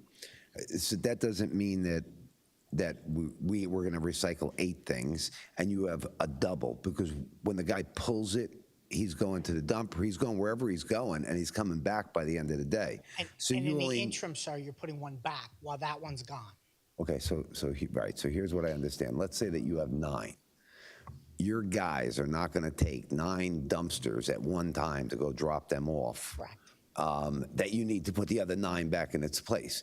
This is something where it might be there for 2 weeks before you move it, depending on what you're using it for. So I'm looking for a list, because we have 19 containers. I'm just looking for a list of the items that we can, No problem. No problem. recycle. Council President, if I could just add to that, it looks like according to the vendor and the itemization, there's a discount for the amount of containers we're buying. So there's about a 13 and change savings. So if each container is $7,000, you're getting 2 additional free, or let's say, 2 additional containers that you probably weren't anticipating and getting. So with that, and that's what happens when you buy in bulk. So there's some savings there that we were looking at, so we were able to get the 2 extra. Sonia, listen, I get that. I've told my wife that I got a deal on fishing rods, okay? That's why I bought the extra ones. It didn't go over well, but... 6 plus 2, right? Right, 6 so plus 2. I'm just looking for... And she's still not listening to you right now. All right, guys. Focus, Councilman focus, Brescher, no focus. problem, we'll provide you a list. Okay. Council President, while the director's here, it's fair to ask this question. What does a hook truck cost us today? 300? 3 plus. I think it's a great investment. This opportunity, are we going to start saving money? Where do you see this play going when we're up and running and 2 years from now? Convenience, workflow opportunity, time saving? I mean, I think it's all of the above. I think it's all of the above. You know, we've had some, since my inception here, some very lengthy conversations regarding hook trucks. It's the Swiss Army of trucks. You know, you can do a roll-off, a chipper, a flatbed, you know, whatever it is that you want, a brine application to it. So I think it'll definitely be advantageous to the town, but to Councilman Brescher's specific point, I'm more than happy to provide you with a list, understanding that, you know, we may put a cardboard dumpster there, and I'll speak for me personally. Joe comes to my house every day. Joe is the Amazon delivery guy, right? So I personally would fill up a pickup truck full of cardboard and bring it down there. Now, if you have on a 20-yard container and you have 20 other rays that are around town, you'd fill up that container like that. So we don't know. A lot of it's trial and error from the get-go, but I will provide you the list of what we intend to do. And Ray, just one thing. I don't know if anybody... I still have the floor, Council President. Yes, you did. I just had the floor, so. But overall, Ray, and I'm not going to ask you more questions, but I think just overall to the council colleagues, this is a great opportunity. I mean, we were sitting in the dark ages. I came here in '92 asking about roll-offs, and I remember Bob Heck thought I was crazy. But roll-offs have been going on in other departments and contractors around the country and around the town. It's a convenience play at the plate. It's a great workflow process. It adds more opportunity for guys to continue working. They don't need to hold a dump truck hostage when they're just doing a mulch job or they're doing a drop-off of piping or any equipment or lumber. So whether you choose to use these all for recycling or not, have at it, because I think you need 20 more. And I'm looking forward to every time I see we have a flatbed, we have a short truck, these are just things that have been happening in the landscape world, in the contractor world for 20 plus years. So exciting, I'm looking forward to it, and thank you. Thank you, Councilman Coyle. Thank you, Ray. President, Councilman Brescher. Right, I wasn't done, but my council colleagues shocking me, telling me that we need 20 more. Make it 100, Joe. It's not your money. But let me go on. It's only $119,000. Councilman Coyle, please. Councilman Brescher, continue. Yes, thank you. Resolution C. Professional service contract for Lear Architectural and Engineers for a feasibility study for construction of a new garage for the Department of Public Works. We're going to pay them $84,000. And what are we getting for this $84,000? There are inspections and there's construction oversight for the project. Construction oversight. So you're hiring them as like a construction manager. Essentially. Not to do a feasibility study. No, this includes construction oversight and inspection services, as well as there's some, in the report itself, there's some in-house, excuse me, the word. All right, the feasibility study struck me as an odd construction manager. I get you want to hire him as an architect or designer. I get. I just don't get the feasibility study of building a garage. The primary focus of this resolution is for a feasibility study. We know what we're looking at. We know what we want to do. We have an idea on square footage. We've done a program schedule. We're looking to bring this professional aboard to put all the conceptuals together, do the environmental research to make sure that what we're planning on doing, that there's no problems that we should run into like we have with other municipal facilities. and they'll put together the cost estimates of what it is that they feel the industry trend is. I think we all have some good ideas, roughly, but this way, when we're putting together our wants versus our needs, they'll be able to kind of delineate that a little bit better of what they're seeing in the community, and give us a budget to work from of if we want to do A, they believe it'll cost X dollars. If we want to do B, they believe it'll cost C dollars, and they'll put the conceptual together. Well, So let me, when let we me go, ask you a question. I thought we determined that we didn't we go out to bid for a whole CM thing, and the business administrator told me, sitting in this seat and her in that seat, that we were going to hire someone in-house, because this here, right here, is, you said wants and needs, right? I'm saying dreams. But you're asking these people to come up with your dream. You know, you should be able to put together a cost estimate as to what it would cost to build that building, being that you're the head of DPW. And I believe that you actually can do that. I think you'll even admit that. As far as the environmental impact, we have a thing, it's called the engineering department. And we have civil people down there that I believe are so well versed in that they should be able to do that. So my question is, why would we hire an outside person? If you were going to tell me as a construction manager, I was on board. When Ray just explained that it was a feasibility study, right? I'm losing with what the administration has been telling me for quite some time that now is contradictory to what the director just told me. So why wouldn't we be doing this in-house? Sonia, so is there a construction manager with this A? With C, sorry. So with regard to the comment on construction managers, this is project centric. So for this project specifically, to Ray's point, this is what we're looking to do. You're talking about a separate project. Well, I understand that, but you hiring a construction manager, a construction manager that you would hire and you'd pay $180,000 or $190,000 a year would be doing the Jets field. He'd be doing all of your turf fields, your splash park, this garage, right? One person would do all of this. He would need somebody to maybe do a little secretarial type work, but that's your construction manager. You know, they don't just do one project. So I thought we were hiring someone not for the one project, but we were doing this globally, you know, to look over all these aspects, to give Ray guidance towards his feasibility study, as opposed to paying a company $84,000 to tell us if we could build a garage and maybe what the cost would be. Like, this is preposterous. I'll be honest with you. This is something I've heard it. I totally disagree at this point with this. This just seems like a sham. It feels like I've been lied to by the BA, the administration. And thank you for bringing the truth out on this. You know, I was almost misled in this till I just heard. but I think you're mixing oranges and apples. Now, I do this for, right, listen, with all due respect, right, I did this for a living for 30 years. I was this guy, right? But when I dealt with people like you that knew something about this, right, they always took that on their own shoulders and they did their part of that work. That's where I'm going. We have an engineering department. We have a DPW director. We have people that are qualified to do this, and we're not. We're shifting this to an outside vendor. And that's where, when I use the word preposterous, this is where it comes from, okay? Because you are qualified. You could do this. You could do budgets. You've done budgets.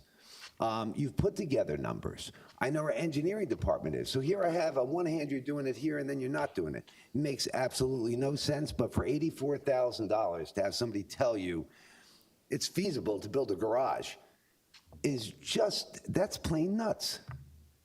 And you know what, Council President, I don't want to go on anymore on that subject. I'll move on to my other one, but that's just where I am. I've been totally let down by this entire administration on this one.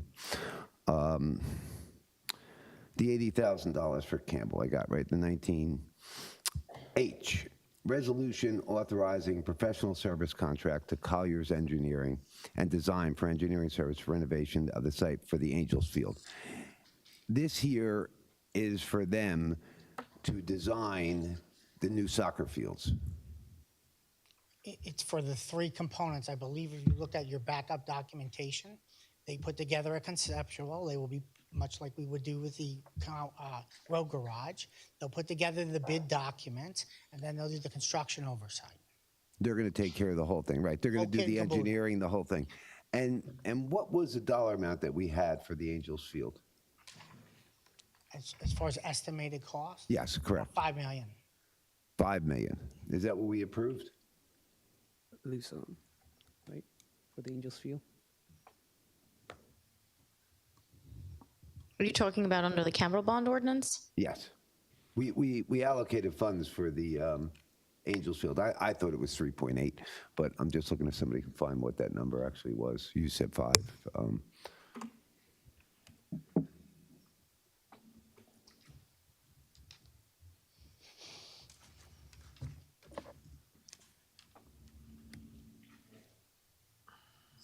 It's about 10%. Their cost is about 10%. Well, now The that. estimated- Well, I know where you're wait, going. wait, It's about wait, 10% of the you're- estimated project. You're jumping ahead of me now. You see where I'm going, though. I know you know where I was going with this Senior one. playbook. Council President? Yes. Councilman Brescian, are you done? Well, no, I'll tell you what. My point here with this, okay, and this is for my colleagues to see. This year, I'm going to say it's roughly 10%. Whether it's 9.5 or it's 11.5, it is not the 20% that my colleagues voted on for other engineering things that I have brought up over the years. This year, I think is 10%, or Councilman Pointer, would you say, is this 20%? No, this is 10%, but your analysis of previous authorizations, I would say, is mischaracterizing the actions of this body. Oh, that's okay. Okay, Councilman Pointer, I have no problem with that. I'll find the one or two in particular that I'll bring up at next meeting. I'll bring up everybody's vote and I'll read the roll call on it. So it'll be fine Sure, for the and I rest hope of the you body. bring out the breakouts of administration, design, and all the other stuff. Thank you. Okay. Right. So I'll tell you what, Sonia, I'm happy that you have this one and that we're kind of getting down from the 20% range down into like a 15 or 10%. That's where I was going with this. So thank you for this one. Thank you, Councilman Brescian. Anybody else? Council President? Councilman Pointer? Yes, to Ray, if I may. I saw in the backup that they would provide 3 conceptuals. Now, I disagree with my colleague at the other side because in home remodeling, this would be like a design and build type thing, right? But this is just the design aspect of it. Now, we can have a conversation whether in-house, out-house, but that to me is separate of what is actually going on here. This is the design aspect of it. My question, though, is when we spoke in regards to the bond itself, you had mentioned that the goal would be the buildings to be precast construction. Is that still the intention going forward?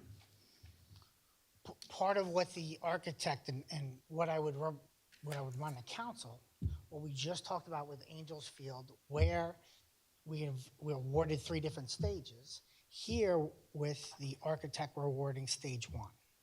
Same exact principle. And I believe it will be, and that's my opinion, and some may disagree with it, but that's okay. That's one of the things that he's going to evaluate, whether precast or, what we had originally kicked around was for the office spaces doing precast and for the garage spaces doing a, lack of a technical term, a pole barn type situation.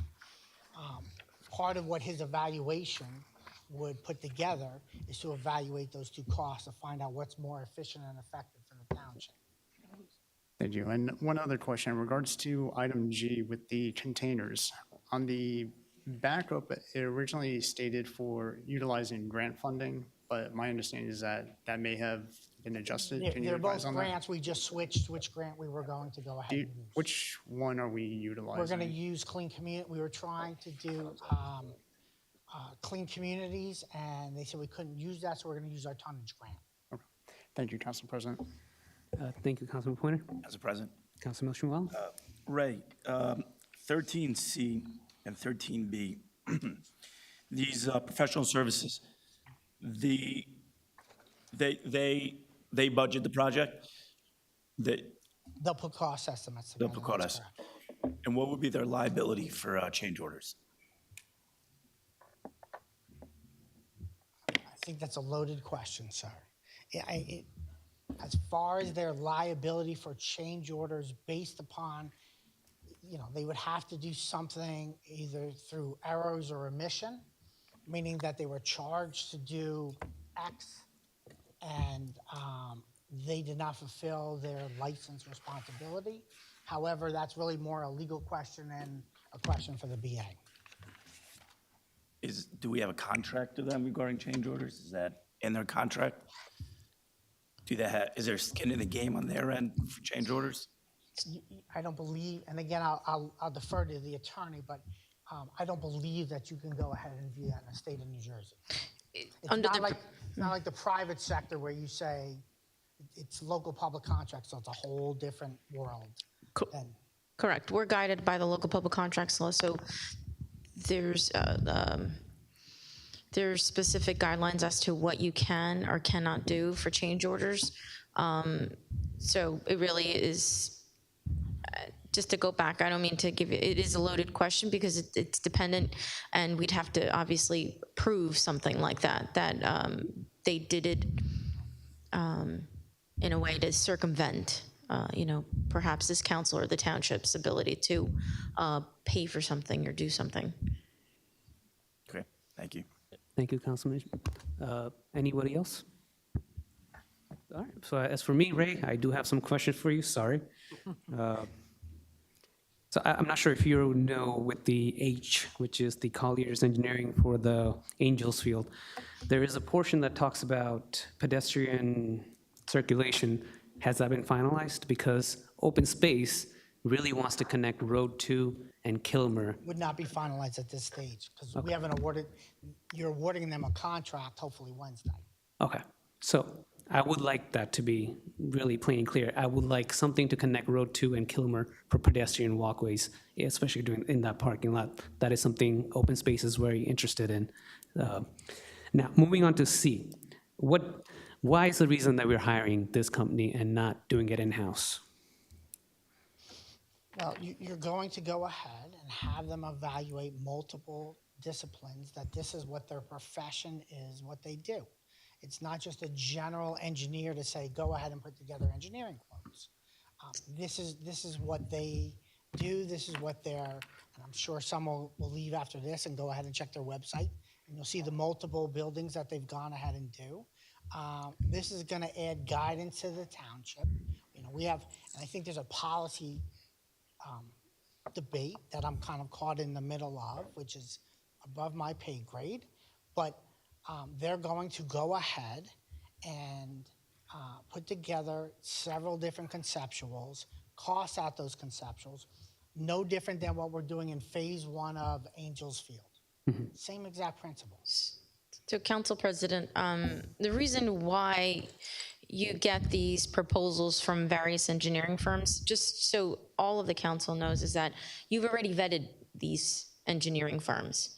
And what that means is with all of the projects, any projects that we have, we can certainly go to any one of them.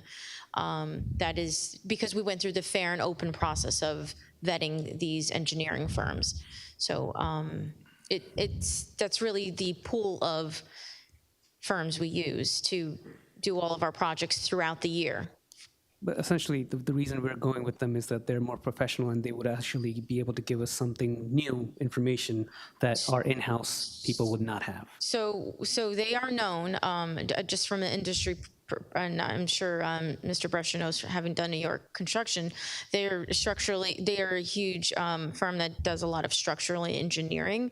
So they are experts, I would say, in that field. Okay. The other question I had,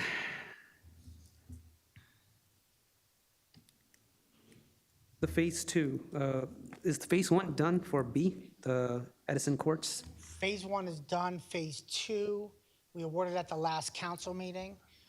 This is for the construction oversight of phase 2. And then I believe July, well, depending upon the successful passage of the capital budget, we'll go ahead and phase 3 will be on the docket shortly. Okay. That'll be it for me. Thank you, Ray. Council Moving on President, to- I'm the director, but I just wanted to comment. I listened to my council colleague, and I do understand. I'm in full support of this, although the feasibility study for the garage. I'm in full support of this, but I am looking forward to seeing the contract before I vote on Wednesday. But from what I'm listening, if we want to have a state-of-the-art garage, you need to do this. I'd have to say there's two things you look at when you delay things. Since I've been on the council, we've been waiting for a DPW garage. Councilman Patil and I have been on 9 years. We're still waiting for a DPW garage. So let's forget about the fact of the 84,000. Let's talk about all the equipment and the elements it being in the outdoors and the wear and tear factor and what we lose on the depreciation of equipment being out there. This money is well used to do the right thing, to get a state-of-the-art garage, that all the disciplines are in place and the workflow processes make sense. What the director may think is great today in his experience would never compete with the experience of this feasibility study. So before I do vote, I will look at it. I will speak to my council colleague as well, but I'm looking forward to the garage finally coming together. Thank you. All right, thank you. And moving on to number 14 from the Department of Recreation, A and B. Any questions or comments? Yes. Council Vice President. My concern about the fireworks is what is being done to protect the animals in the shelter. I wonder if Dr. Patel, are you here? Dr. Patel is here, and what we have is provided temporary shelter for our animals when the fireworks do go off.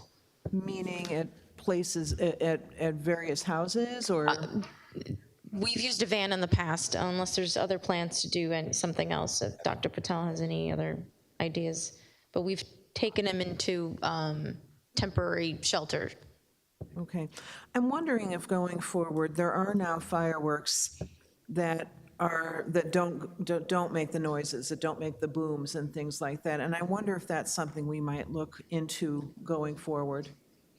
I'm not aware of any, to be honest with you. I'm going to do, I have some research I can send to you on that, but I think it might be time to do that. I mean, it's not just obviously the animals in the shelter, but it's all animals, it's all pets all around. I do want to just a statement, obviously you vote, however, the 4th of July is around the corner, and I know they've made this application before the fire marshal and was approved. Whatever that's worth, so there is a timing issue, so. Oh, I understand that. Yeah. I said going forward. Okay. All right? Sure. Thank you. Thank you, Council Vice President. Any other council members?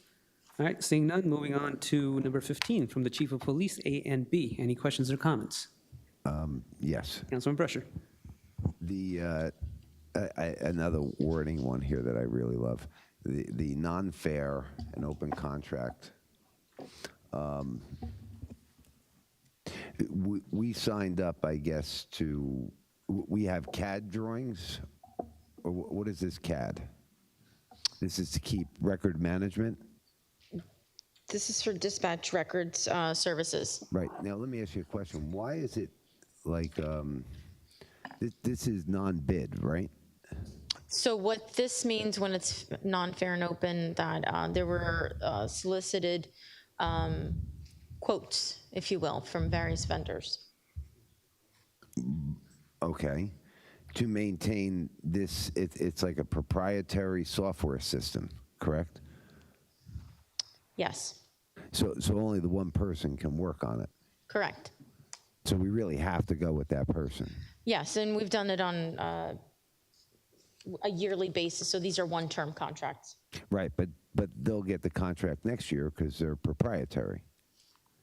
If the same services are maintained and adhere to what it is that we need them to do to maintain our records, Or we're going to have to pay for a whole new system, and then, which would be another proprietary.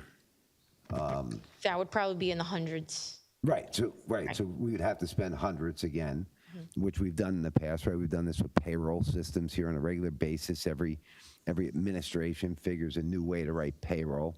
Meanwhile, my grandmother used to do payroll back in the day. I think she started with ADP. But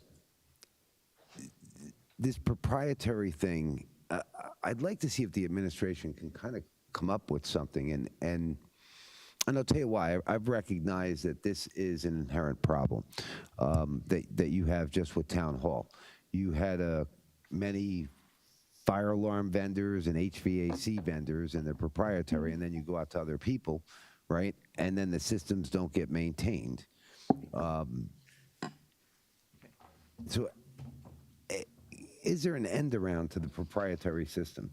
Not under the local public contracts law. If something is proprietary, we go through the process. It is non-fair and open. It's noted as such, and that's. And I'm sorry, the deputy chief just actually enlightened me that it's been around since he was a police officer. So we've the likelihood of it maybe being presented to us in a different way may not be the case. But again, we are following what the law allows us to do when it comes to a proprietary software system or anything that may be proprietary in nature. Right. That's my. Okay. Right. And if we don't use them, then the system falls apart because we use someone else, and then they patch it in with their system. If it were to be successful, so we wouldn't be. Yes. We don't know that. All right. Thank you, Council Vice President. Councilman, if you want me to update on that, and thank you, Sonia, for explaining. This is there for, since I first got elected and way before that. The reason we have is it's more for the compliance, it's a record management system, so we need to keep this continuous, otherwise the migration cost and new software cost will be humongous, and we might get into the compliance related issues, so I'll be happy to support this one. Okay. Anything else for 15? Okay, seeing none. 16 from the Chief of Fire. Okay, seeing none. From the Township Clerk, number 17. We're at 17. Seeing none. All right, moving on to number 18 from the council member of the Planning Board, Councilman Pointer. Thank you, Council President. The Planning Board held its monthly meeting on Monday, June 17th. The following items were discussed or acted on. Resolutions were first acted on. First was P5254, Commercial Developers, 70 Revere Boulevard, minor subdivision approval, and all these resolutions were approved. P11-2022, 75 Carter Drive, final site plan approval. P06-2023, Your Way Construction, preliminary and final site plan. And P13-2019, 979 Amboy Avenue, revised for number of affordable housing units. Under miscellaneous, the master plan vote was carried until July 15th. The master plan committee was unable to meet with the planner to discuss the final adjustments, and an extension for application P5242 for minor subdivision for a 90-day extension was approved. Next, a closed session was held in regards to legal actions from a recent decision by the board. After the closed session, the following applications were heard. First was P08-2023, 779 New Durham Road, LLC. Applicant was seeking final site plan approval to demo the existing single-family home and construct an office building. This was a continuation of a previous hearing where only preliminary site plan approval was granted. The applicant was being heard to verify that concerns by the board previously brought up were being addressed. This included the ingress, egress, in and out of the building, no left turn out of New Durham, and others. Having heard testimony, the board opened it to the public, and with no one wishing to speak, closed the public portion. A motion was made to approve the final site plan and was voted in favor 6-0, with one member absent from the hearing. The next applicant being heard was P02-2024, Blueberry Village Incorporated at 453 Plainfield Avenue. Applicant proposed to construct a daycare facility on current vacant land to be a Lightbridge Academy. The facility is figured to be approximately 10,500 square feet and would provide care from infant to pre-K. It has an anticipated child population of 160, providing 45 plus spaces for parking. The applicant's representatives and witnesses provided testimony as to the general operation of the facility, traffic impact, sanitation concerns, and others. Having heard testimony, the board opened it to the public, and with no one wishing to speak, closed the public portion. Motion was made to approve the preliminary and final site plan. It was voted in favor, 6-0. Again, one member absent from the hearing. The final matter was P22-2022, Just Nation LLC at 271 Meadow Road. This was another continuation in which the applicant and the objector's representative presented final arguments for the board's consideration. The final vote did not occur considering the totality of everything presented, and the vote is scheduled to occur at the August 19th meeting. With no other matters being heard, the meeting was adjourned. The next scheduled meeting is Monday, July 15th at 7 p.m. here in council chambers. Thank you, Council President. Thank you, Councilman Pointer. Moving on to number 19, unfinished business, ordinance for further consideration and public hearing and final adoption. Ordinance 2221-2024. Any questions or comments? Council President, just a question, because this is again pertaining to, during the public portion we discussed, this is $1.4 million bond for Sanitation Department. How this will be included in terms of taxing the resident, because we do have the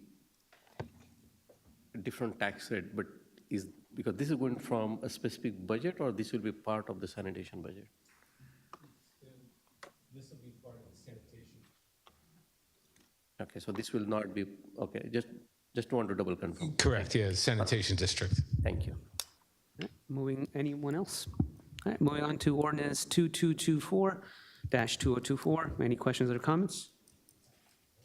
All right, seeing none, moving on to discussion items. So before we do, does any council member have questions for the DPW or anybody? Because so we can let them go. Absolutely. Good job, guys. Thank you. Keep up the good work. Thank you, guys. So you guys don't have to stay here. If you want to, you're more than welcome to, but you don't have to. Thank you, Council President. If you'd everybody just be dismissed as quiet as possible. Yes, okay. And includes everybody.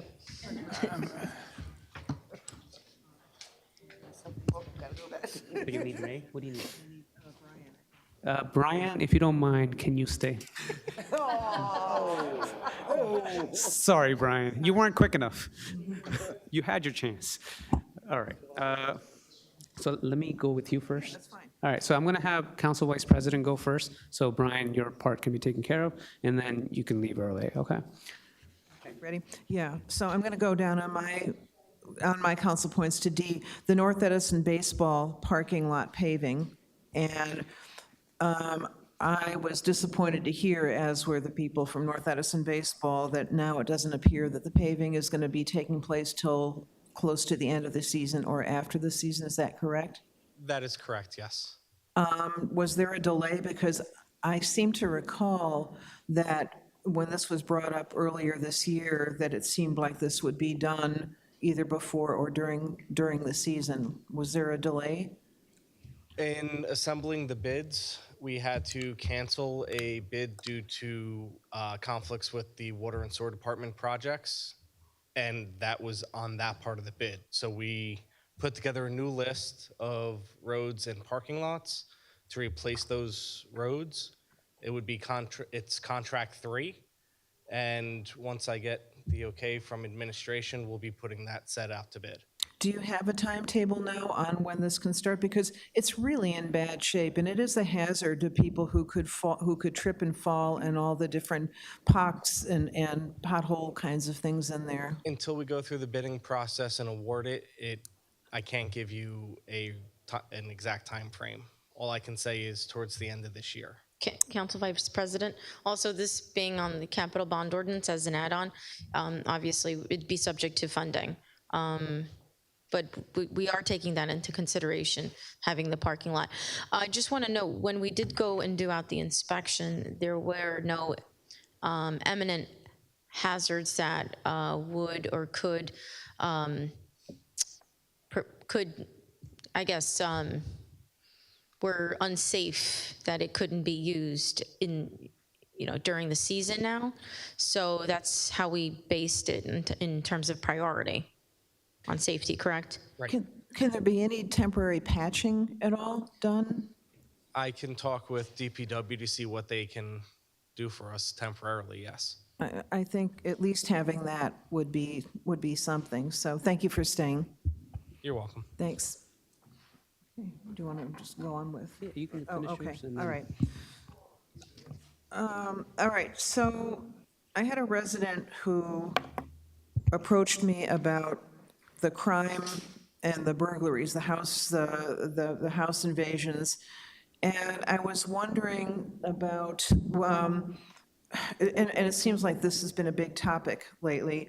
I'm wondering if we have any statistics on home invasions in particular, if they have in fact gone up this year over last year, and in the meantime, and also what remedial actions are being taken on this. So, Deputy Chief? would you-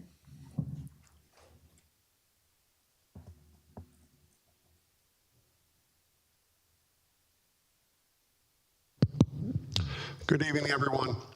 So in regards to the home burglaries, I'll call them home invasions with the anticipation of them trying to steal a vehicle through the use of key fobs. That's pretty much what most people are referring to. We started off the year with a few, like literally right out of the gate. We did in fact step up our efforts significantly in terms of additional personnel, township-wide, primarily North End, however. Marked units, unmarked units, extra patrols, directed patrols, a lot of other things, including decoy cars that's been mentioned. And as a result, we have seen certainly a decrease in the numbers over the last few months. And I can say that it's certainly a contributing factor is the efforts of the Edison Police Department in making that happen.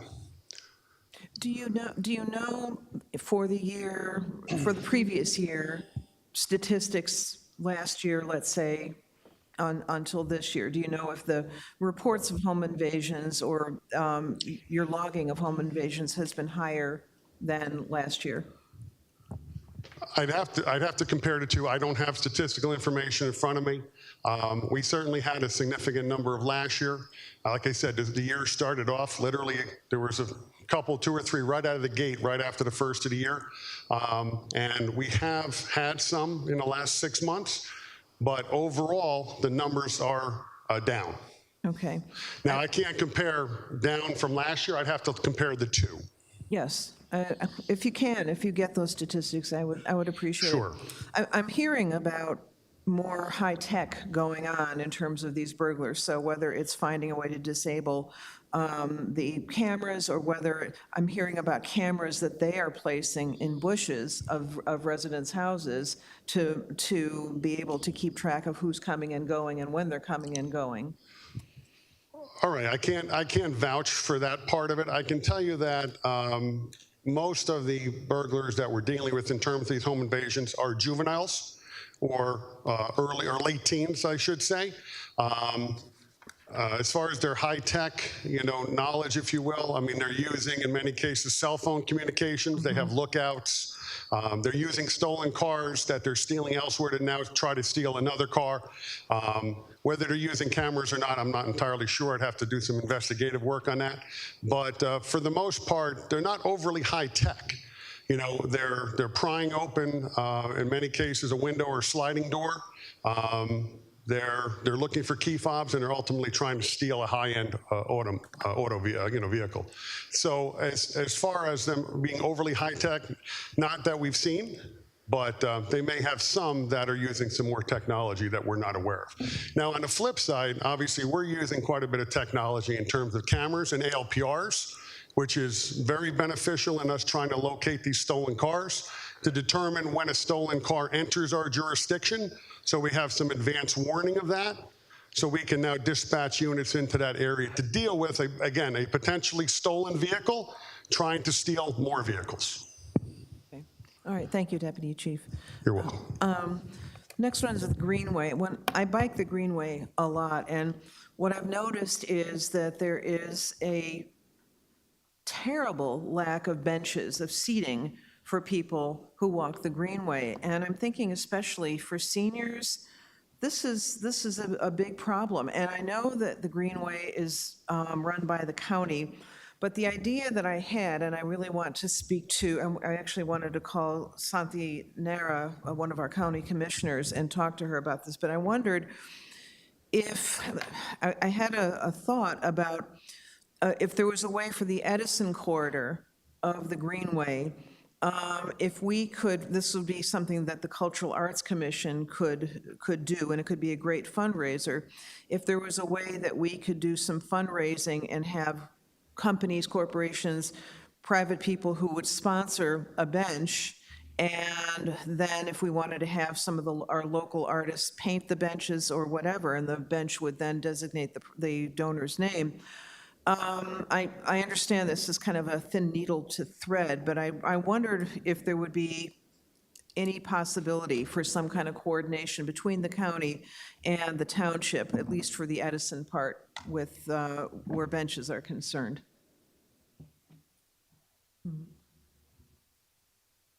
Anyone? Sonia?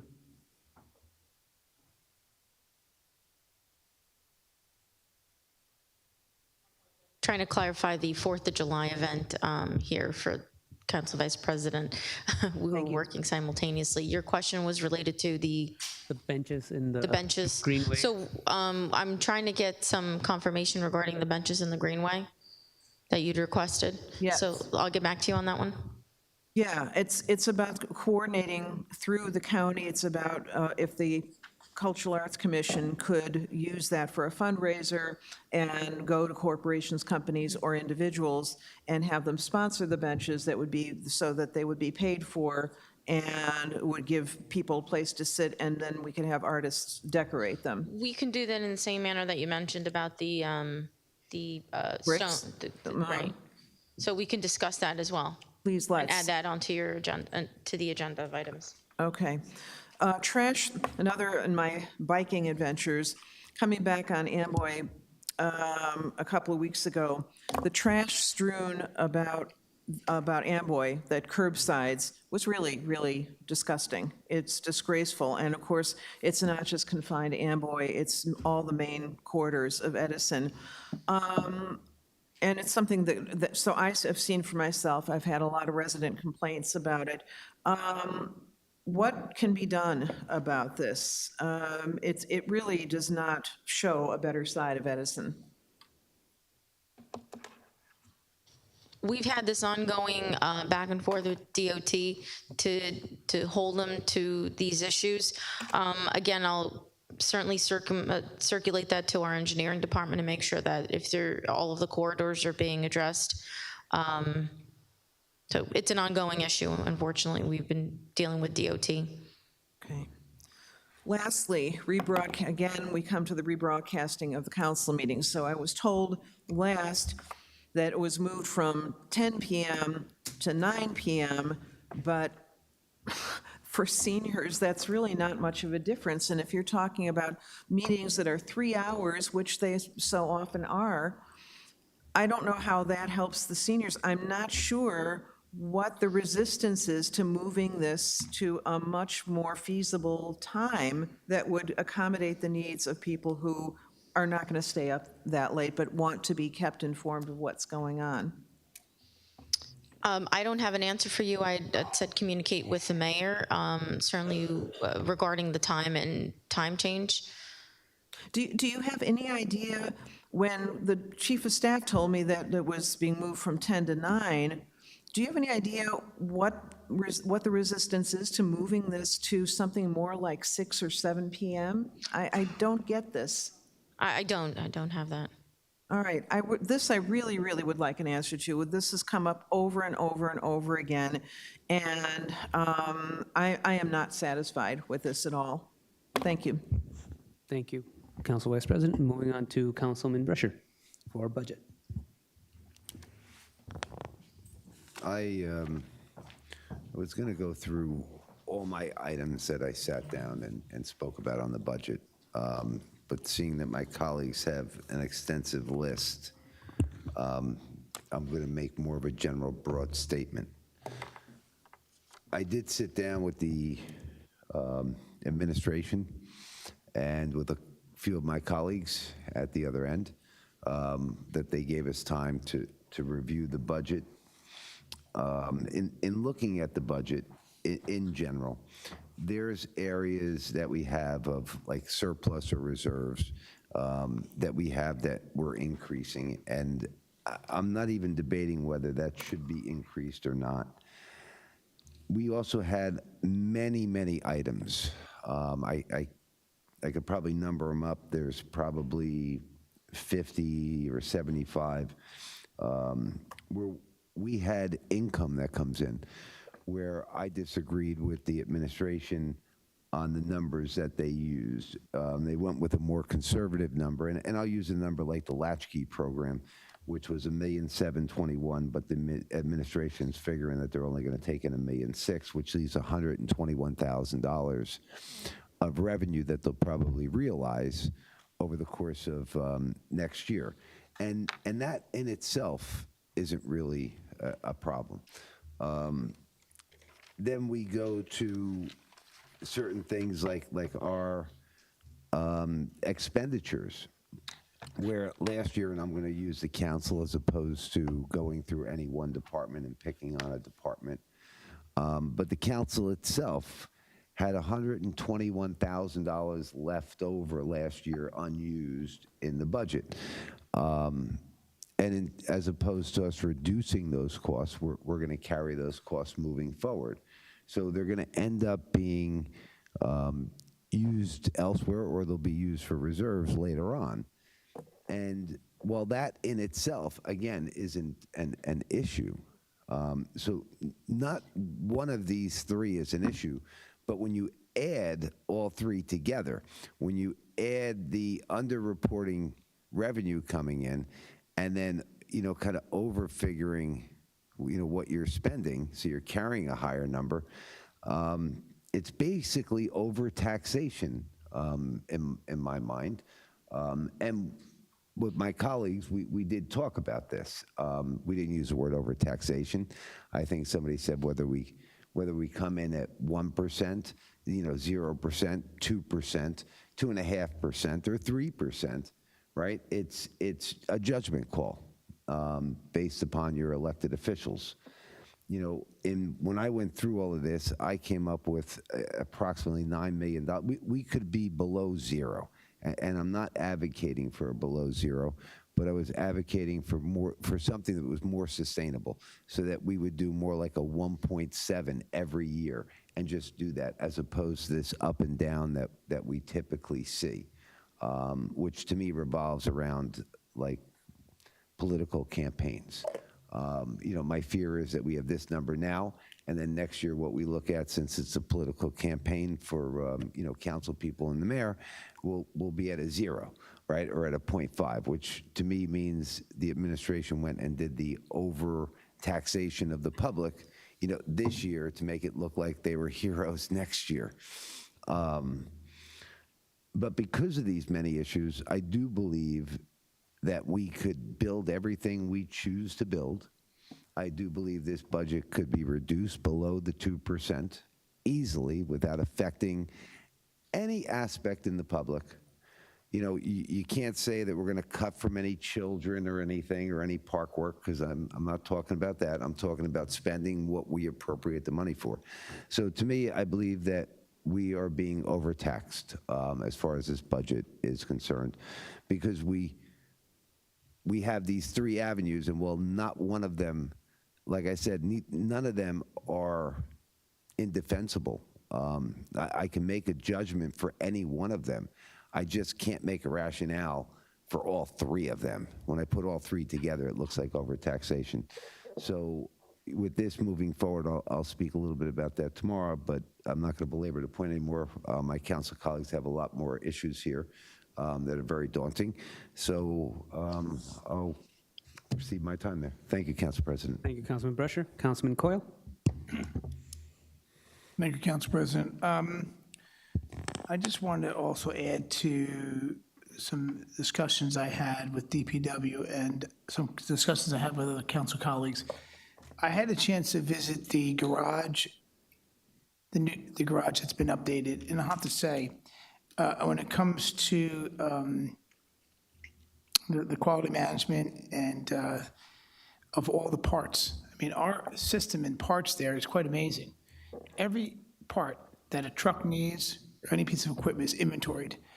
We look like, an actual auto, parts store. If you go back to it, scanned, it's unbelievable. And I invite, the colleagues who may not have seen it to go check it out.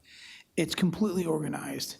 And I have to say, tip my hat to the mechanics at DPW because they're doing a phenomenal job on inventory when it comes to cost savings that Mr. Brescher mentioned here. And in his opinion, we have had some great cost savings when it comes to that department. Amazing. I imagine our tenure to today has been a significant difference. And I was just amazed on how everything is in a really tech operation. When you scan out a part, they know what truck it's going on and how long that part will last. Quite interesting. And they have a parts counter, so you can't leave with something without checking out and being scanned.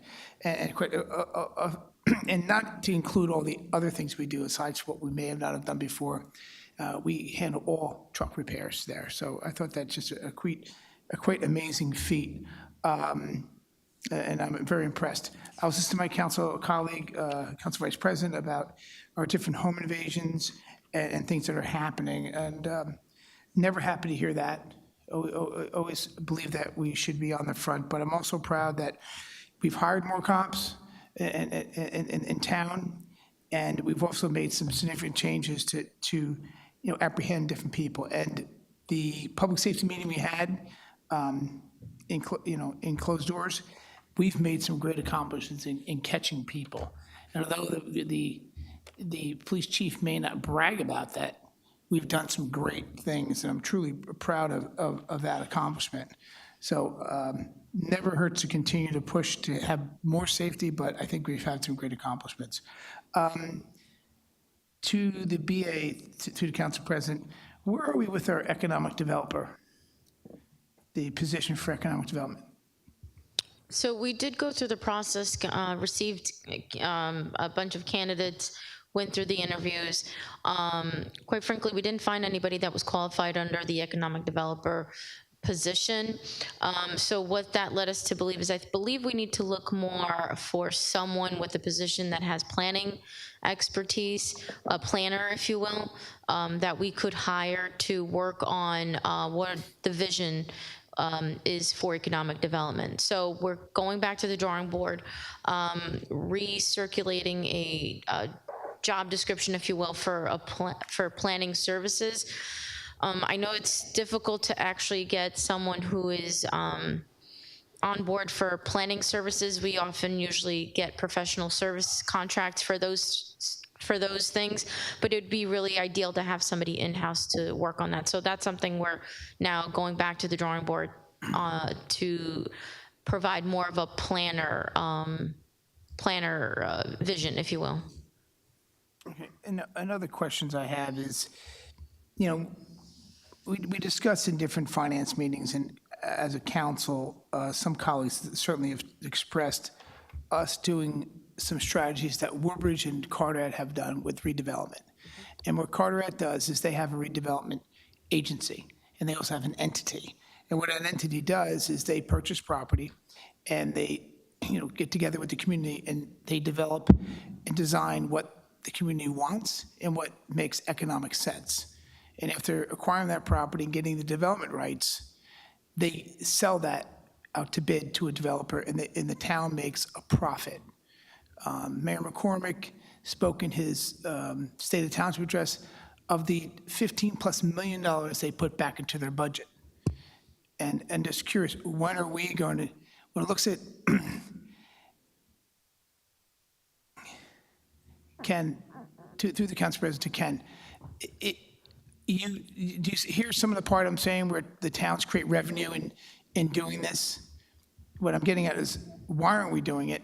And collectively as a council, for some people who may or may not believe in it, this is a no-brainer. Instead, we're allowing developers to develop property. They're making the profit and making a run. The township, and it's some things we don't want in town. The township could create an economic development agency and which has been done in a number of instances around the state, it is like an independent authority, a separate government entity, requires approval by the local finance board. And yes, the funding can go directly to the redevelopment agency or through the redevelopment agency to the township. So it could become an additional source of revenue. Through the council president, I hope through the BA and Ken, we can sit down with some of the council and the other part of the council to walk through this process, because, all we see from here and what the audience sees is developers developing property, and residents feel they're getting rich and it's not what they want in their neighborhood. And I agree. And where do we take the step in acquiring property? And the other part today I see is we have nothing in our bond for acquiring property today. And I'm fine with that, but at a different time, are we able to bond? Can we add money in another separate bond to do that?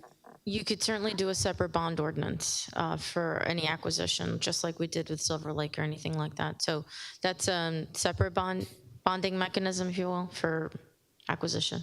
Okay, because if anybody has not got a chance to watch the Mayor Carteret's State of the Township address, or the Mayor Woodbridge State of the Township address, they continually acquire property before a developer does, and they create something that the community wants, and that's economically feasible to sell out to bid. And each time they make profit. This has been talked about, we just never have done it. And this council's talked about creating revenues. This is a easy revenue opportunity for us that we let go to builders and developers that we can take advantage of. And I'm just wondering when, and I'm just asking to call a meeting that we sit together to look at this, because it's a strategy that 2 mayors are doing right now. They've made 40+ million back into the tax base, Mayor Woodbridge, taking over property. 40+ million across the last 10 years. And we've done nothing. So I know it's not a politically friendly thing to do, but it's important that we at least look at this opportunity before something else coming to our residential neighbors that we don't want, that we hear the highest complaints over. So I'll yield my time to the next council member. Thank you very much. Thank you, Councilman Coyle. Councilman Patil. Thank you, Council President, and thank you, Councilman Kyle, for giving me the time. The question on the master plan update, I saw the update from my council colleague. It's moved to July 15.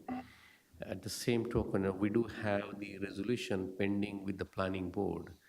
How that's coming on, because I did see some properties on sale when I was in that neighborhood. Unless we really finalize this master plan, which is getting moved month after month, it will impact that neighborhood. And hopefully, do we have the definitive day that by July 15th, by August, something is going to happen in terms of the master plan, or it's still going to be? The master plan, that's up for July, if I'm not mistaken. Yeah. Is there any reason that, this is getting moved? Because I'm hearing this from last good 2 years now, after it was developed. So it wasn't the administration's call on this. I believe that there was some additional information that the firm was requested by the committee, the subcommittee. So that's why, and then there was a sent over to the planning board. So with that, we only have one meeting in July, and that's why it's pushed out that far. And we, again, to ask the question in black and white, are we sure that this will go through in July 15th? Again, it's up to the board to. That's a planning board, yes. Yes. But will this be on the July 15th that will not move again further in August or September? That's the assurance I'm looking. We will certainly aim towards that. Okay, thank you. The next one is the flooding. Again, I'm following up for many, many months. Some of the areas that I did add, I do see certain things in bond, but not everything, especially Summer Street. I don't know what's happening with Calvert. I did not see very specific to Calvert. The more important now is, yes, these are the old projects, but the J.P. Stevens, we ended up closing the school. This, student lost a day, and, the school got extended. Is there anything we can probably sneaking into this year's budget, not the budget, but in terms of any infra work, JP Stephen Grove Avenue flooding. So what we did in the capital bond ordinance was put in a blanket number for situations that arise just like this. So I'll take this over to engineering to see if that's something that can add into that line item in the capital bond ordinance. Thank you. The next one is water stream cleanup scheduling. In fact, I was involved in a couple of those in past during Mayor Lanke's administration. Now this is another, when I visited Winding Brook area, that neighborhood, it's a very decent neighborhood, close to $1 million house. And what we found is the stream, I don't think it is ever maintained or anyone even looked at that. So if you can please have someone to go there, look at that neighborhood, because it's literally eroding the backyards of the residents and they have no idea where to go. And that's exactly the reason I'm bringing this up. If you can please follow up on the Winding Brook area, water stream area, and if you can put them on schedule for the regular cleanup, that would be helpful. Next one, I received the email updates on the Kilmer Cricket Field. Thank you, Ray, for responding to that request. The council meeting broadcast schedule, my council colleague, thank you, Council Vice President. Again, same sentiment. I received many phone calls from seniors. They can hardly watch these council meetings. Again, I have no idea why we changed the schedule of broadcast schedule for the council meetings. And I don't know what is happening with the zoning meeting and planning meeting broadcast there, but that's certainly a concern. The budget thing, I received the most of the information. Thank you, Sanya, thank you, everyone, giving that information, very helpful. I might have a couple of questions, but what information I have is good enough at this point in time. And you can expect another email or something asking additional information. The funding for various youth programs, we discussed this, I believe, few times. I was told that we are going to revisit possibly impact on the budget, small, not the huge, but have we finalized the numbers yet? Okay, so we had a study done. Right now it's in draft mode.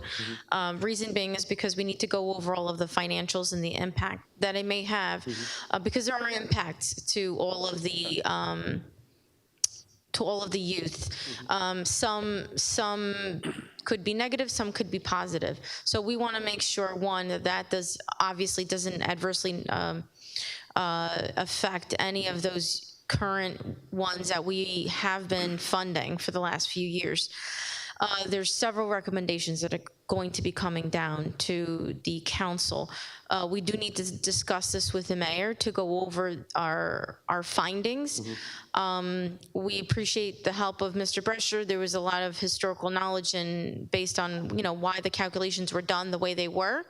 So the recommendations that we hope to bring to this council are that they are consistent across the board, not just from a calculation standpoint, but from a policy standpoint, that one, we really look at the field usage, any user agreements, and what would qualify these groups. And I'm talking about only youth. I'm not talking about adults. I'm just strictly talking about youth. So that did happen. We did this. I discussed it with our financial team, what that looks like, what that means, but we do need to meet with the mayor just to let him know that there are impacts and that there are several recommendations, obviously. So, but our first and foremost hope is that we don't adversely affect anybody in the immediate future. So we don't anticipate, just to get back to your question, we don't anticipate changing anything in the budget. Okay, and maybe not even in the next year's budget, because we do want to give everybody time to understand potential changes that would come down the road.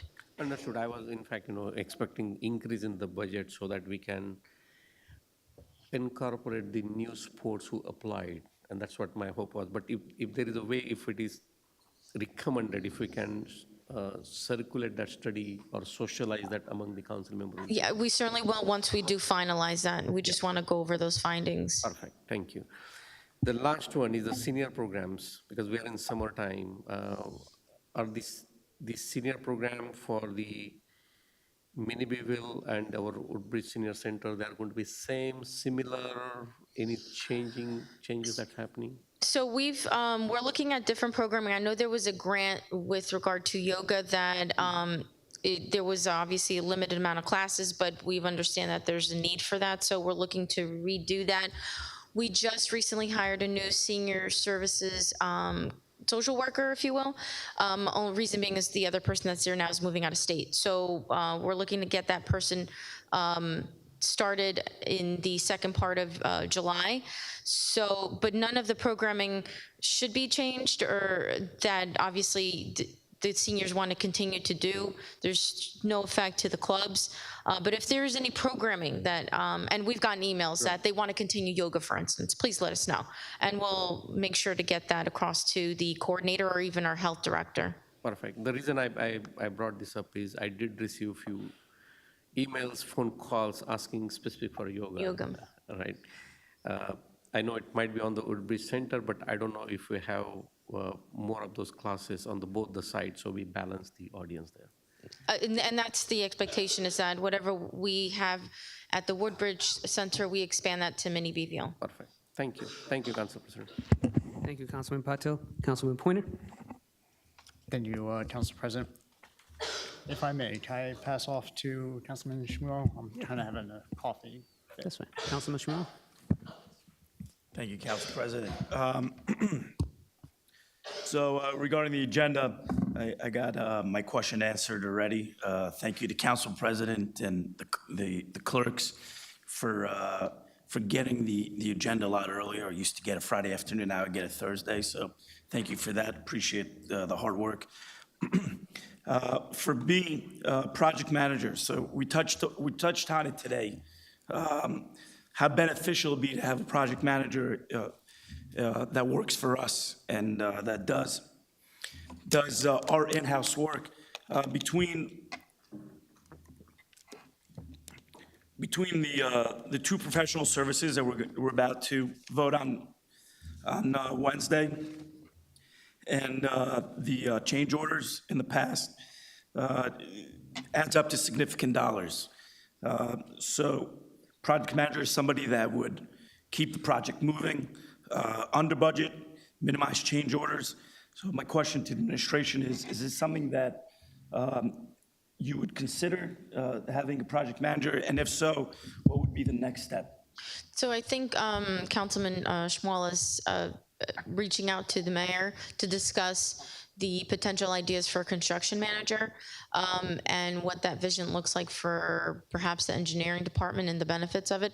Obviously, Councilman Brescher, we share the same view that it would, be beneficial that the township have somebody in-house.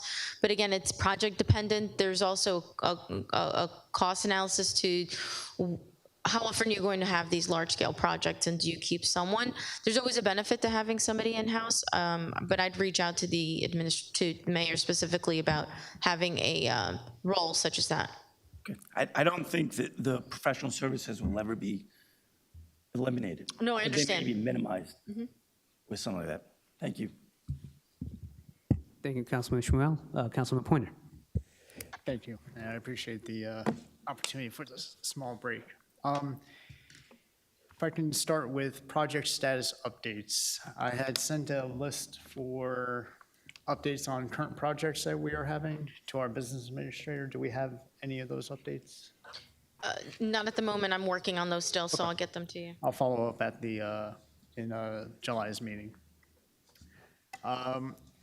Ordinances for consideration. We had a couple previously tabled ordinances. First, at the end of last year, was revising the definition under truck depot, and I'm hoping that we can bring that back to the table.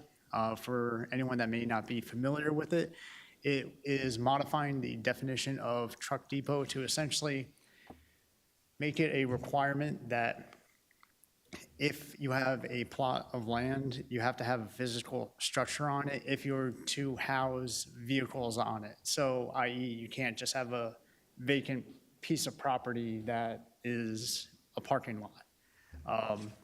The other one is in regards to the PDF requirement.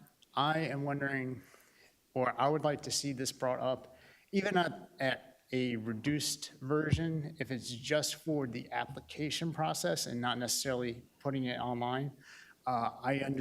My interpretation of the recent Oprah law changes, there are certain items pertaining to safety and security that, to Councilman Brescher's original concern about certain layouts being posted online, may actually conflict with that. So I'm wondering if we would be amendable just on the application process of having a PDF requirement. I will gladly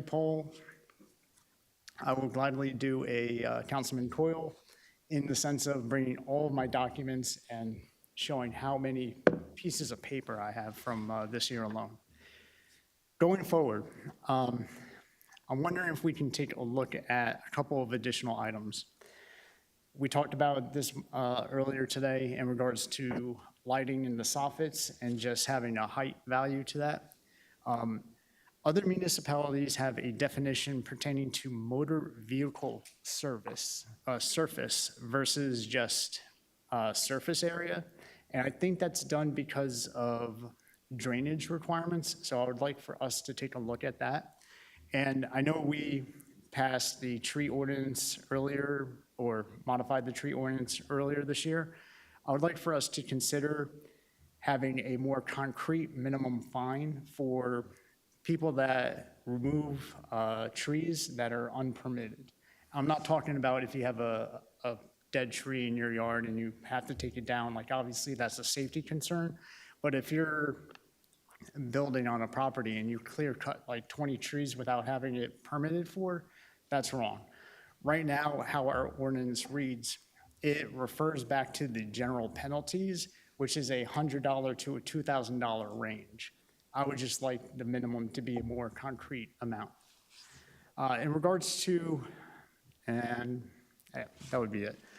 For initiatives, if anyone is willing to help, I put together a planning and zoning board guide, i.e. like how the boards actually operate and what the processes are. I just don't have the time to make it look pretty for distribution. So if anyone is willing to help out, and this is just a public request, please reach out to me at jpointer@edisonnj.gov. I'll gladly share the document, and if you can help me make it look nice for distribution, I'd appreciate that. Last year, Walt Stolschel had reached out in regards to the township previously having a quality of life brochure, but this dated back to 2000, and considering some of the particularly technological advances we've had since then, I'm wondering if we can get this updated as well.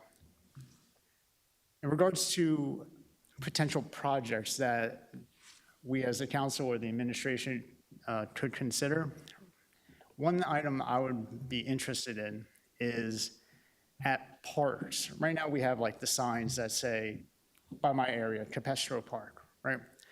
I would like to have something that's next to it that actually shows maps of the surrounding area with running routes.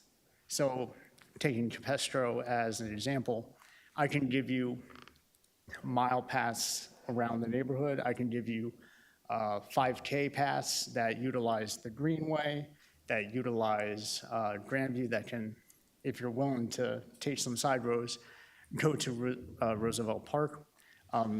So I'm wondering if that would be something that the administration may be interested in. Finally, for programs, with the recent heat wave, my wife's grandmother didn't have any AC units in her facility. It caused a lot of issues on her end. What I found out though is that there are other municipalities that have kind of like a trade or an assistance program where people can donate their used AC units for people that may need them. So I'm wondering if we could consider that type of program here. I did have, as my final item, committee and board appointments with current vacancies. My document here did not save unfortunately, on all those items, so I'll make sure at the July meeting to have the list of what the current vacancies and openings are. Thank you, Council President. Thank you, Councilman Pointer. As for me, the first thing is pedestrian safety. Sonia, I was talking to Council Vice President, and she was mentioning the Greenway, and I talked to Walt Stoschel, and he said, we don't have a lot of control over Greenway, but what we can do is similar program for Edison. And that is where I got these, he told me about the 3Bs program, the benches, bike racks, and bathrooms. They are clearly lacking in bike racks in the schools, and a lot of places, including the town hall, we don't have a bike rack here. Is there a plan to increase bike racks throughout the town? I don't see there, why not? This is going to be my answer to you. If there's specific locations that you're looking to increase bike racks, specifically Town Hall. I know with all of the improvements in the park, we should look at that. Okay. The other thing was benches, similar to what Council Vice President spoke about earlier. There are a lot of elderly and kids that might be tired and they would not like to sit. Do we have a way to track number of benches around our town? Do we have any study, I guess, along those lines? We don't. We certainly can do that. I think that's a great idea to understand how many. We've been adding more. Some of the pathways we are going to add more benching to. Okay. So I can certainly do that. We can talk about an initiative similar to the bike paths, if you will. And similar to what Council Vice President indicated, I would like for us to essentially bid out these benches, something that residents that want to be a lifelong Edison residents and want to put their mark on Edison Township, they can bid out and say, hey, we want to purchase the right to name this bench. And maybe also have the commission, art commission, do some artwork on those benches that could be, make it look pretty and make it unique rather than just stale by benches. So that was another program that I was thinking of. And the last thing was the bathrooms. And this is in particular to Hale Park. And every time I've been to Hale Park, it's always busy. And a couple of events that I've been to, and I needed to use the restroom, and I had to walk to the closest person's house. And that was almost a 10-minute walk. I can imagine an elderly person or a kid cannot hold it for that long, or a pregnant woman for that case. And I think we do need to increase bathrooms in parks, especially the ones that are utilized heavily. I know we are doing one in Papiani Park, which is a good thing, but maybe Hale Park could be our next target that we can include bathrooms in. So especially when it's being used so heavily, people can have a place to take care of their bathroom needs. I think the bike paths, I just want an update, any status update on the JPNL or the Central Ave Park. Sonia? Sure. With regard to JPNL, I haven't heard anything unless the attorney has regarding the agreement. No, we're at this point we're waiting on engineering to get the design over to me so I can transmit it. Okay, perfect. And for the path on the Central Ave, I know you mentioned it in an email that we are doing something along that line. I would like a visual representation of what we're doing and what the original plan was with the plan that I provided to compare and contrast what's the difference, what are we doing. Now, in terms of road dieting, I have been an advocate for road dieting on Talmadge Road. I have spoken to the residents there. They're an advocate for dieting that road. They feel that the 40 miles per hour that the cars drive by, especially in that residential section of Talmadge Road, is not acceptable. And there's a lot of walkers there, a lot of people that use that area to walk.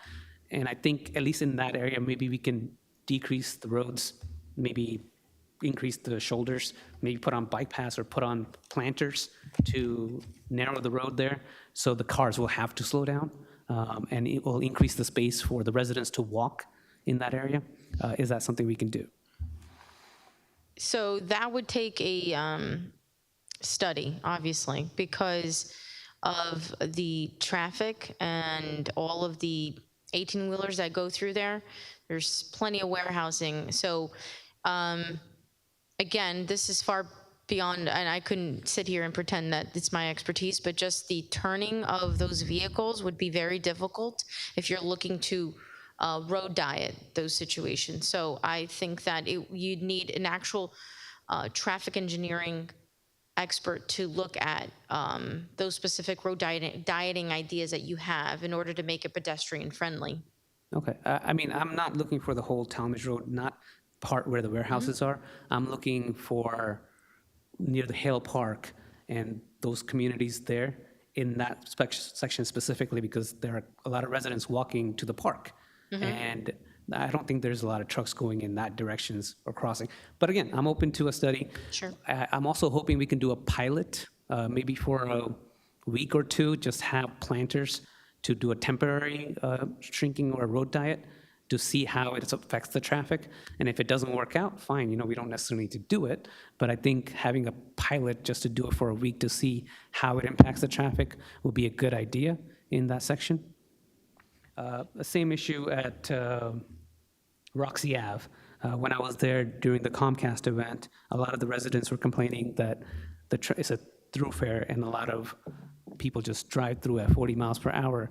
And at the time when we were having the event, people were going slow because there were cars parked on both sides and the road was narrower, and it was automatically slowed down because the road became narrow and people had to be more careful. So I think that is another place that I would like to do a pilot or a road study, if it's possible, to see if we can try dieting that road. Now, in terms of town finances, I know you already spoke about the economic developer. I agree with Councilman Coyle completely. We do need someone that is looking out for the future revenue aspect of our town. But I also wanted to talk about the redevelopment agency that Councilman Pointer talked about last meeting. Council, can you update us as to what's the purpose of redevelopment agency, how it works, and the benefits of it? Sure. So redevelopment agencies essentially create a specific aspect of the administration that's separate and apart from it because it is a commission-based agency. It's a mayoral appointment under this form of government, but the purpose of it is to identify areas that would benefit from redevelopment, identify properties that could benefit from potential redevelopment, and to try to act more quickly to acquire those properties, because that's their sole focus, is getting involved in developer agreements, identifying specific properties or looking out for specific properties that might fit a development plan. And it really a little bit goes hand in hand with the idea for the economic developer, in that they can work concurrently to, I guess, try to both identify opportunities for development and do so in a way that is economically advantageous to the township. The town has a redevelopment agency ordinance. It exists. It is not staffed. I mean, I think it's been a part of the, if I remember what Mr. Marone said correctly, I think he wrote it about 20 years ago, and it's just never been used. So we essentially have to ask the mayor to appoint that would be the route to go. I mean, why it's not used, I don't know, but there are certain disadvantages to having one as well. There's a certain lack of control. There's another level of bureaucracy that's involved in the redevelopment process. Right now, I think that most of it's handled through the redevelopment council and through the administration's targeted approach to things. So there are trade-offs either way. I understand, but I think having an agency, as is already on the ordinance, would be a good thing, especially if its sole focus is to redevelop a lot of our properties. I understand, right now we are going where we think we need to redevelop, and we're targeting them, but if there is an agency that can solely focus on it, especially in conjunction with an economic developer, like you said, I think we are in for a better efficiency, which kind of leads me to the pilot aspect of it. If we can find something that we can develop and they need funding, and it's not necessarily, can you talk a little bit about the payment in lieu of taxes? Sure. So pilot programs, payment in lieu of tax programs are economic tools that are used to encourage certain types of growth or encourage certain types of developers to put things into your town that you're looking to do, they can be very advantageous, at least in the short term, and sometimes in the longer term, depending on what it is that's developed. It's used a lot in the development of stadiums, housing projects, things that may not necessarily be economically viable off the bat for the developer. It provides them with a level of certainty for what they're going to be paying into the township. It provides the township with a level of certainty for what they're going to be receiving on their end from that property, because that's usually laid out in the agreement for a specified number of years. This is what it'll be. For the developer's end, they don't have to worry about spikes in taxation. They don't have to worry about having to deal with that level of uncertainty about it. And for certain economically advantageous developments, it's just a way to encourage the developer to build in your town instead of someone else's town. So they can be a very useful tool if the right opportunity presents itself and if the right opportunity makes it worthwhile for the development. Again, though, like all things, there are potential drawbacks to it. There are, usually it's a lesser payment than the township might eventually receive through normal rates of taxation.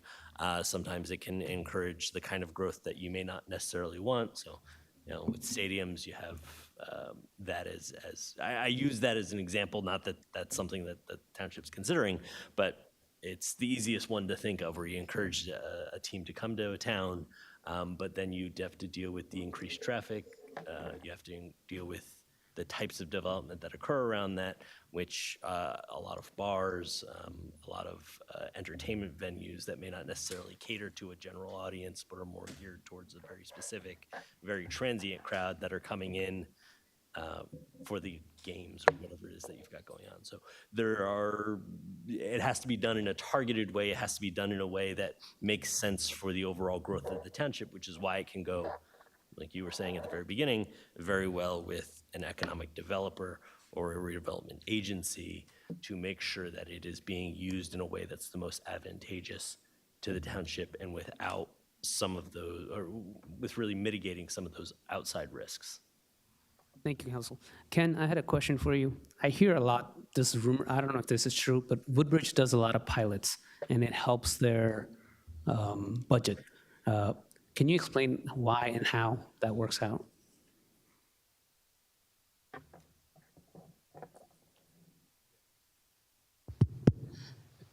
Basically, there are different methods of calculating pilot revenue, pilot taxes, or otherwise known as otherwise applicable taxes. And the majority of the tax dollar goes to the municipality. 5% by statute has to go to the county. In certain instances, like in Edison, where approximately, say, 25% of each tax dollar stays with the municipality, up to 95% of a pilot dollar can stay with the municipality. So that's where a significant advantage comes. One of the challenges on the flip side of that is that the school district tends to be, or appears to be adversely affected. Whether they are or not is a question that's constantly debated throughout the state. But in Woodbridge's case, they do allocate a certain percentage of their pilot dollars towards the school district, either for distinct projects or outright subsidies and so forth. Okay. So there's a lot of advantages, and the structure is tailored. Generally, it's very forgiving in the beginning to assist the property developer with rent ups or other types of economic concessions, or to be able to sell units in favor of ongoing progressive increases. So you may build in a 5% annual increase into the municipal payment. So it becomes a very qualitative and dependable source of revenue that grows over time, sometimes faster than the pace of property tax increases. Okay, thank you. moving on to the budget. I thank you, Ken, for providing that 20% breakdown. And I just want to say that there's a lot of ways you can look at the budget, but at the end of the day, we're looking for stability. And for the past 3 years, I think we're around 2.5% increase on the township side. And I think that is pretty good stability, especially going through the inflations that we have gone through. And since 80% of the budget is already baked in that we have no control over, it's only the 20% that we're really controlling. So I think we're doing pretty good with the amount of services that we're providing. And the next item I had was Clara Barton. I talked to Chairman Sandowski, and he said that the planner provided him with the report. A certified planner provided a report for Amboy Ave, and he's reviewing it now, so he should have an answer soon for us. So I wanted to update Clara Barton with that. And the last thing is broadband. Comcast has finally come to our town. They're hoping to expand by 2026 to 2028, I believe, and we should have competition, and we will not be stuck with the monopoly of Optimum, which is always a good thing. Capitalism only works with competition. If there's no competition, then there's no need to improve. So I'm glad we have Comcast now, and I hope both Comcast and Optimum provide better service for it. And that's it for me. And the last item, the COA procedure and update for the closed session, I'm thinking to move it to September based on what council said that we're waiting on till September till the state. Yeah, there's new rules coming out. Those rules won't be out until September for the next round. And then it may actually make more sense to move it to October. I think it's supposed to come out end of September, September 19th, I want to say, for what those new rules for the next round will be. Okay, so can we move it to the last? Can I get a motion? Sure, Sonia? I just wanted to add, though, it may or may not come to the, actually, it eventually will come to the council. So currently, CGP&H, who not only does our affordable housing, they're our Process C kind of firm that we use, they are no longer going to be doing the COA stuff. So we have to put an RFP out now to get a planner on board to do it. So it actually simultaneously goes together, and that'll come before the council, and hopefully by that time we would have someone in place, because there are other people in the state of New Jersey that do it. I don't think CGP&H is doing that any longer in the state. Okay. Okay, so can I get a motion to move the closed session from now to this last meeting in October? Motion to move closed session to the last meeting in October. And may I have a second? I'll second it. All right, all in favor? Aye. All right, and that is moved. And can I get a motion to adjourn? Motion to adjourn. May I have a second? Second. All right, motion by Council Vice President, second by Councilman Pointer. All in favor? Aye. This meeting has ended at 9:02 p.m.